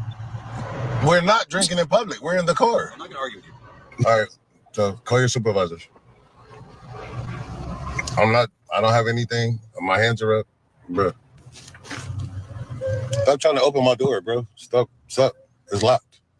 Stop trying to open my door. We're not doing anything, bro. Bro, relax. Stop talking to them until the supervisor come. You just... There my nigga go. He said, bruh, stop talking to him. Shut the fuck up. There my nigga go. I was wondering when he was gonna stand on business. Like, shut the fuck up, blood. Shit. Let's go, y'all. Fair you. Talking shit. These motherfuckers is on edge already. Just chill. I'm not doing anything. We're chilling. We're chilling, bro. Stop knocking on my window. We're chilling. There's nobody in the car. We're chilling. And we don't have anything. I just want your supervisor here. Huh? I just want your supervisor here. That's it. That's it. I want your supervisor here. Why he's coming? That's it. Like I said, he's on the way. That's it. Like, all right. That's it. Do that here. Nigga say supervisor, right? I want that supervisor here. This nigga is fucked up, man. Let's go, y'all. Fair you. Not moving. We're not doing anything. We just want your supervisor here. And I'm alive.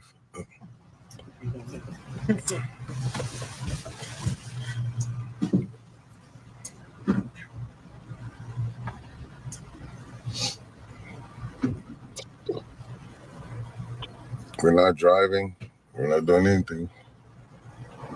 Yo, homie, tell you. I don't have any keys in the ignition. There's no keys in the ignition. They're recording too over there, so that's cool. Of course. There's no keys in the ignition.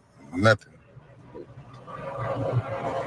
You can't say, oh, he got keys in it. There's no keys in the ignition. There's no keys in the ignition. That's crazy. It's okay. We waiting for the supervisor. I need your supervisor.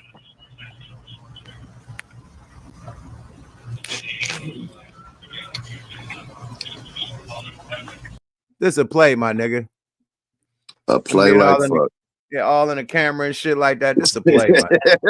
I can't watch this no more. But y'all want me to continue to play it? Okay, This is a play, my nigga. I just got off the phone with Bosco. They said he said they took him to jail. He said everything is all right. He said, man, they were just acting hella weird that night, blood. That's all. Oh, so it's a real one. Yeah, that's a real dealie. Okay, let's go, y'all. Fair use. Fair use, fair use. This nigga good Charlie. I'm waiting for your supervisor, bro. I haven't done shit. I'm not on probation or parole or anything, so I don't know why you bothering me. Like, I don't know why you bothering me. I'm not drunk. I don't know, man. How you know it's fake? A nigga ain't asked for a nigga license, registration, none of that shit, not one time. That's what I peep. But let's go, y'all. Fair use. Driving. I'm not doing anything. I'm not doing anything. I'm not driving. What's up? I'm not driving. I don't have any keys in the ignition. Nothing. You started the car. No, I did not. No, they're not. I had to yell at you to turn it off. No, they're not. You're lying. I don't want you to drive out of here and crash into somebody. I'm not driving. Like you did Well, not you know have right to. now. I'm not driving, Thank God. bro. Come on, bro. Bro, when it started, they told the nigga to cut the engine off. This nigga is crazy. He's like, nigga, I wasn't. And he told him, nigga, he's like, I had no keys. He said, nigga, we had to tell you to cut the engine off. He said, you're lying. This nigga Bosco crazy. That nigga said, you're lying. Bro, he just told you we had to tell you to cut your engine off, nigga. Let's go. Fair you. Doing anything. I'm not doing anything. I'm not driving. What's up? I'm not driving. I don't have any keys in the ignition. Nothing. You just started the car. No, I did not. No, I did not. I had to yell at you to turn it off. No, I did not. You're lying. I don't want you to drive out of here and crash into somebody. I'm not driving. Bro. You did Well, not have right to. now. I'm not driving, Thank God. bro. Come on, bro. Come on, like why are y'all like why are you bothering me? Bro? You are absolutely hammered. Why? I'm not driving. There's no keys in the ignition. You can't say like it's a push to I'm not button. saying you were driving. I'm not driving. I'm not absolutely hammered shit. But you did start up the car. Like you were. No, I did not. No, I did not. And that would have been a big problem. Bro, no, I did not, bro. Come on, bro. Where's your supervisor? Get your supervisor on scene. Who? Is he right now? Yeah. Like, come on. Supervisor just pulled up, right? All right, cool.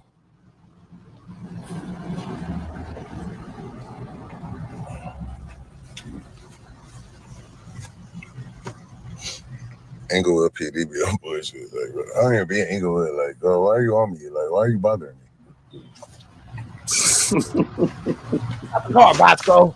I got push the button start. Look at the start. Push the button start. Like yeah, shine the light. Yeah, I got push the button start. No keys in the ignition. Nothing. Like nothing. Like come on, bro. It's cold. Like, why y'all? It's cold as hell. Like bro.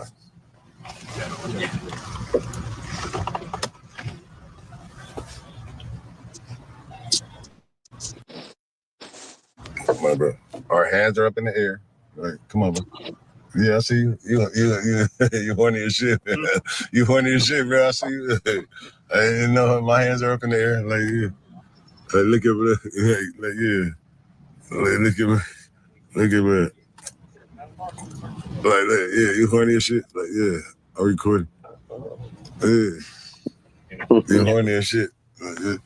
Like, you horny. No, like, bro, I didn't do anything. We're not committing a crime, bro. What the fuck?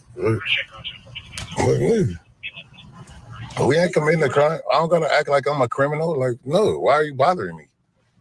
Why are you bothering me? You're the surprise. Okay. What's the deal? What's that? What's the deal? What's the problem? Didn't they already tell you that? What's the problem? I'm asking. What's the problem? What's the problem? What is the problem? What's the problem? Oh no, it was their stop. I just got here. There's no stop. It was no stop. I wasn't driving. I'm sitting in the parking lot. It's no problem. Like, what is the problem? Were you drinking in the car? No, I wasn't drinking shit. Alcohol in the car. No. I can smell it. How big are we trying to get her out? What does it matter? You want to just step out and talk to me? He said he was drinking. He said he was drinking. What is the problem? That's illegal. That's the problem. How is it illegal? Drinking in public. I'm not drinking though. I wasn't drinking in public. I never said I was drinking in public. I wasn't drinking in public. He's still talking nigga. So are you the supervisor? You're the supervisor? Yeah. So what's the problem? So the problem right now is it's a crime. They're asking you to step out. You just need to step out. It's as simple as that. Why are they on me though? Like why? Like I why? don't know. Once you open the door, we can talk about that. But right now, you're refusing a lawful command. I'm not. Then go ahead and step out of the I car. haven't done anything. Like, bro, Thank you. I haven't done anything. Like, Let's talk about that. why have to put? Just said- Why do I have to put my phone down? Because they're telling you. I haven't. Okay. All right. Hey man. On the next episode of LAPD, Life on the Beat. Leave Bosco alone, man. Let that nigga drink in the parking lot, man, and chill, man. So my thing is this: Can I ask you- so if somebody in the back seat is drinking and you driving, you ain't drinking, is that drinking in public? Not for you. Yeah, But I the don't. person in the back. Not for you. Yeah, That would be no different. That would be the same What as about saying the that. limit?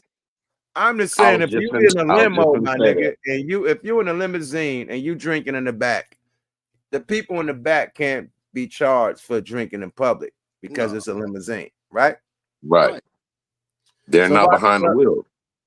A limousine is nothing but a car, a longer car. So how is it drinking in public if a nigga is in the back seat and not you? Hey man, that's a lie. That's not drinking in public. That's not. Because for one, he's in a vehicle, so that's not in public. He's in his property. So that's for So one. I sat outside my house and I wanted to drink a beer in my car. That's drinking in public? No. No, you're inside your car. You're not You outside. inside your car on your property. They don't even have no right to come onto your motherfucking property and tell you to do nothing. That would be no different than if you set a lawn chair outside in front of your fucking door and popped the motherfucking cold and drank it on your front lawn. That's on nigga. I'm on my property. Right. Them charging you for drinking in public inside your car would be the equivalent of giving you a DUI and walking down the street. You're not driving. How am I getting Right. driving? Right. Now they can get you with public intoxication for walking down the street.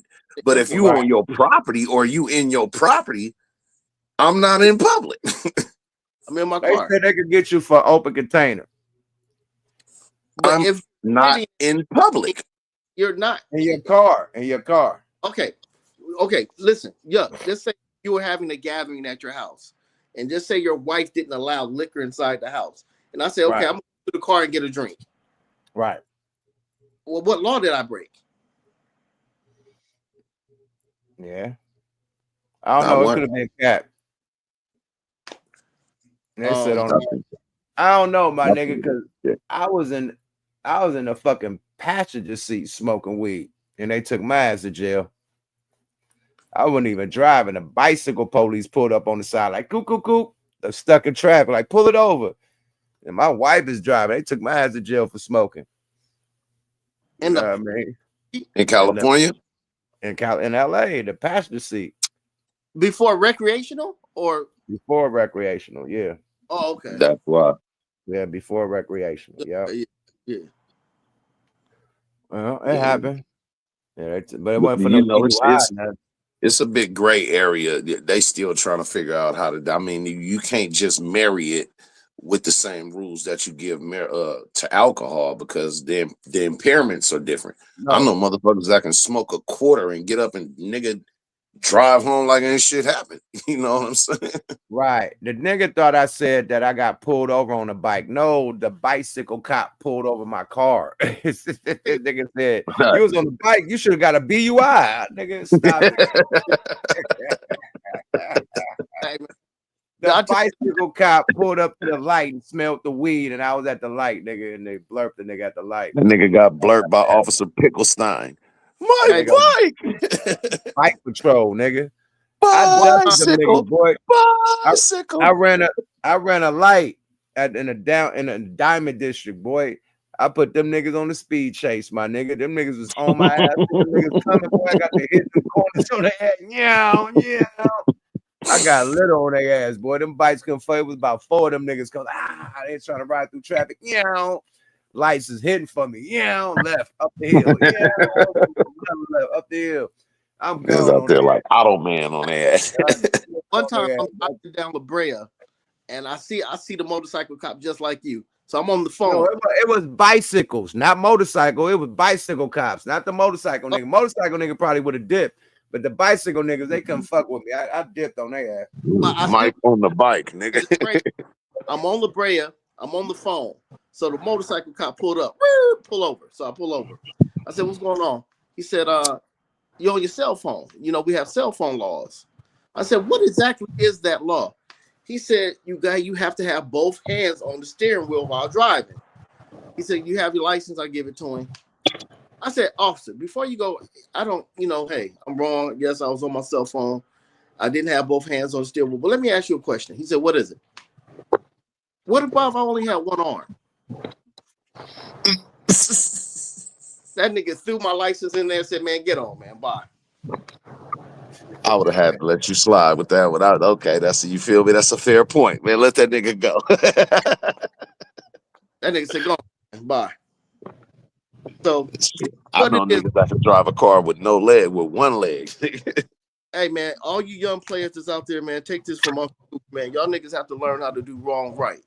Man, you gotta slick talk them niggas, man. I know how to talk their language, man. I don't be playing all that know my rights and shit, man. I'll be like, good day, officer. How you doing, man? Hey, man, my bag for woo, woo, woo. Yeah. You feel me? They be like, oh, man, next time, man, do this, do that. Okay, man, I got you. And they let me go.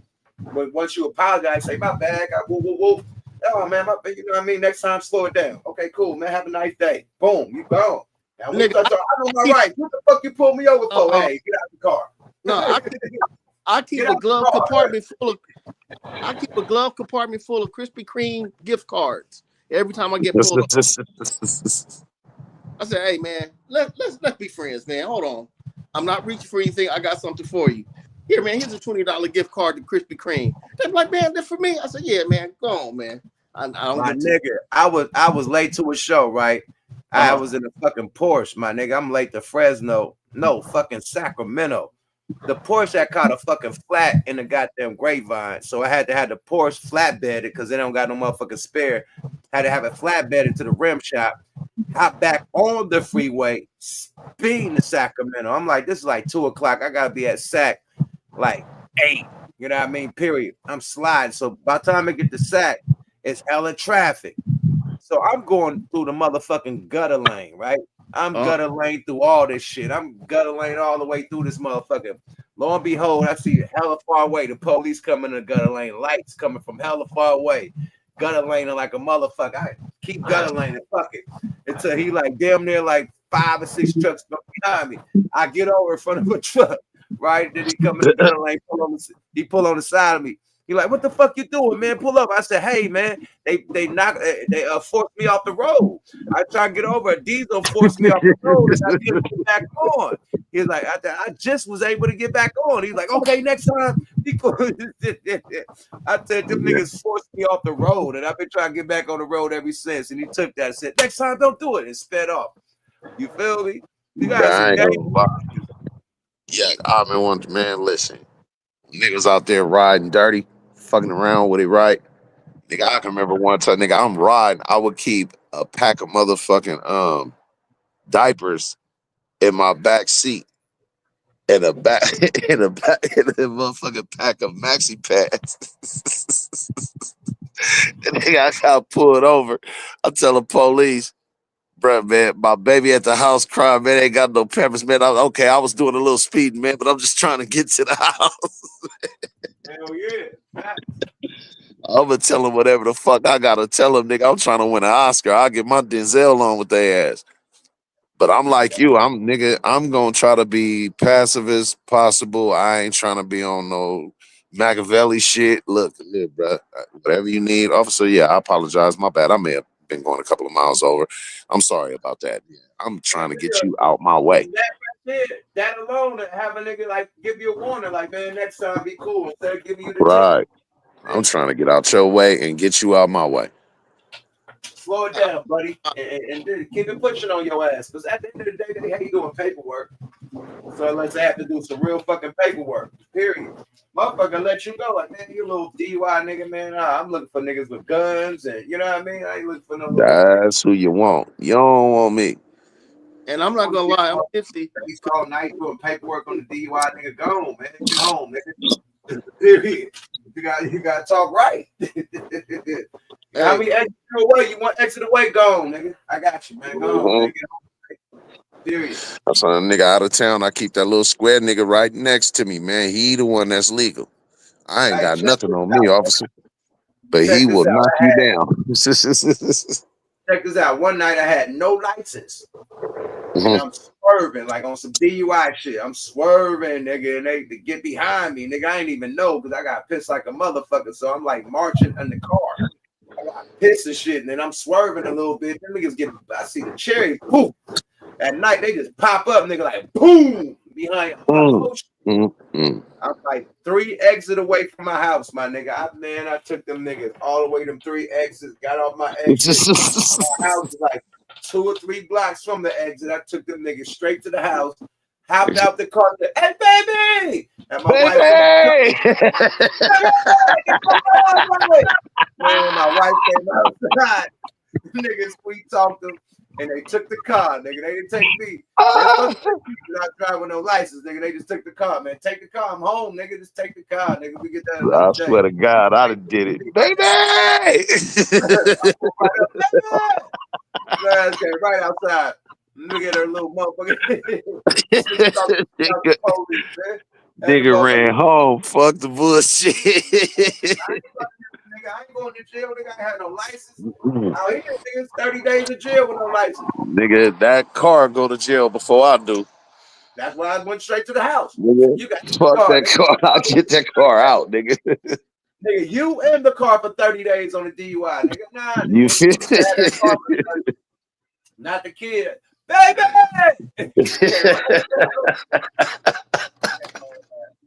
I took their ass right to the house.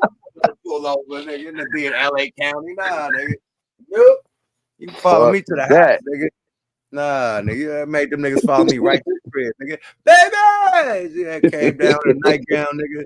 Sweet talk them, nigga. All right, we gotta take something. We gonna take the car. You go upstairs, we taking the car, my nigga. Hey, as long as you ain't taking me to LA County and Twin Towers, nigga, I'm good. Thank you. Have a good night. Great. I took them niggas on a mini high-speed chase. Literally. Baby. Quick as fuck, nigga. Hey, no lie. Yes, nigga. Shit. That ain't no lie, Jack. I'm not gonna lie. I activated a lot on the show, and I'm tipsy. Yeah, let's get the fuck up out of here, bro. It's that time. We had a great show. Let's deactivate. Gooch. Looking at my Gucci, it's about that time. Yeah, it's time to deactivate. Great show, y'all. Appreciate everybody that tuned in. And I want to say thank you to everybody that tuned in to the Wonder Twins, man. I know we haven't been here in a while, about 2 weeks. Young lady that we got into it is cool. We're good. As a matter of fact, Fee, much love. Everybody, Mozzie, all the mods. Who you want to give a shout out to, Network? Man, I want to give a shout out to the motherfucking fire breather dragon in the great name Gooch, first and foremost, for opening up the platform to me, and well as others, man. Again, once again, a great show. Salute to all of the mods. You know what I'm saying? Everybody, y'all know who y'all is. Mozzie, Shanique would go there, man. Lady Divinity, everybody, the whole team, man. And once again, great show, man. Salute to y'all, brothers, man. And let me not forget. Crack the gates for that nigga Micah Scary, man. For that brother Micah Scary, man. And big rest in peace to Dwayne Wiggins, man. Yes. Let me not do another shot for Dwayne. Let me not forget that, man. Salute to the whole Wiggins family, man, and rest in peace to Dwayne Wiggins. Man, thank you for all of the beautiful music, brother. Absolutely, man. Thank you for tapping in, bro. Appreciate you. No doubt, man. All right. Twin, man, you're out there looking like Stevie Wonder. Your eyes. Yeah, man. I never started in Purple Rainbow. I'm still a Prince. You know what I mean? You dig. I ain't mad at that, man. Hey, man, great show, man. It's time to tap out, man. Shit, it's time to deactivate, man. Big rest in peace to Dwayne We're Wiggins. gonna do it one more time. One more deactivation. That'll save the nation. The official deactivate. Let's go, y'all. Love you, twin. This was a good one. I'm out. Peace. Great one, man. What a TINZ deactivate. Yeah, man. Big shout out to my twin. Big shout out to Calico stepping in. Big shout out to Monster Gaja for the try to step in. Content was great tonight. A lot of it was disgusting, though. You know what I mean? But us keeping, us being great narrators and great podcast hosts, we kept it groovy and kept it spiffy. You kept it jiggy, you dig? But sad news, big rest in peace to little Ronnie and his daughter. We forgot that. And thanks to y'all, man. Big shout out to y'all, man. Everybody in the building tapping in from all around the world, little boys and girls. It's been another episode of Wonder Twins, man. Big salute to the Cash Apps. If you appreciate the conversation, make a donation. Cash App at the bottom of the screen, Mean Gene. Go to smokealotrecords.com and purchase and support the mob. Get what you need to get to support the mob. Go to Verse Comics USA. Go grab my comic books with the soundtrack, support the mob, man. And I will come to a city near you. The next weekend we'll be in Vista for the Farmers Cup. You know what I mean? The Harvest Cup, us, Burner, you know, big dogs performing at that motherfucker, man. For all the cannabis heads, definitely gonna be litty in the city, man. And we also gonna be at Candy Shop in San Diego the same night next Saturday. So it's going down, man, on the 15th, man. So yo, fuck with us, man. This week, another Smoke a Lot Radio is coming up. You know, more Wonder Twins, more What the Fuck Weekly. So subscribe to you guys. Salute to the new subscribers and the old subscribers. Stay down because I do give out money when we hit them subscriber. Like I say, we hit the 60,000. I'm giving out $600. You know what I mean, to one of the subscribers. We hit 70,000. I'm giving out a PlayStation Slim to one of the subscribers. We hit 80,000. I'm giving out $800 to one of the subscribers. We hit 90,000. I'm giving out a Mac, a desktop, or a laptop, whatever you want. And we hit 100,000. I'm flying 2 people out to LA to fuck with Friday Night Fades and Smoke a Lot Radio live. Because Smoke a Lot Radio on Thursday, Friday Night Fades on Friday. So back to back out here in LA. So we give it back to the subscribers and the people that fuck with it, man. Yuck Mouth TV, subscribe to your guy. We out. Yada that boy. Wonder Twins, deactivate. Bye-bye now.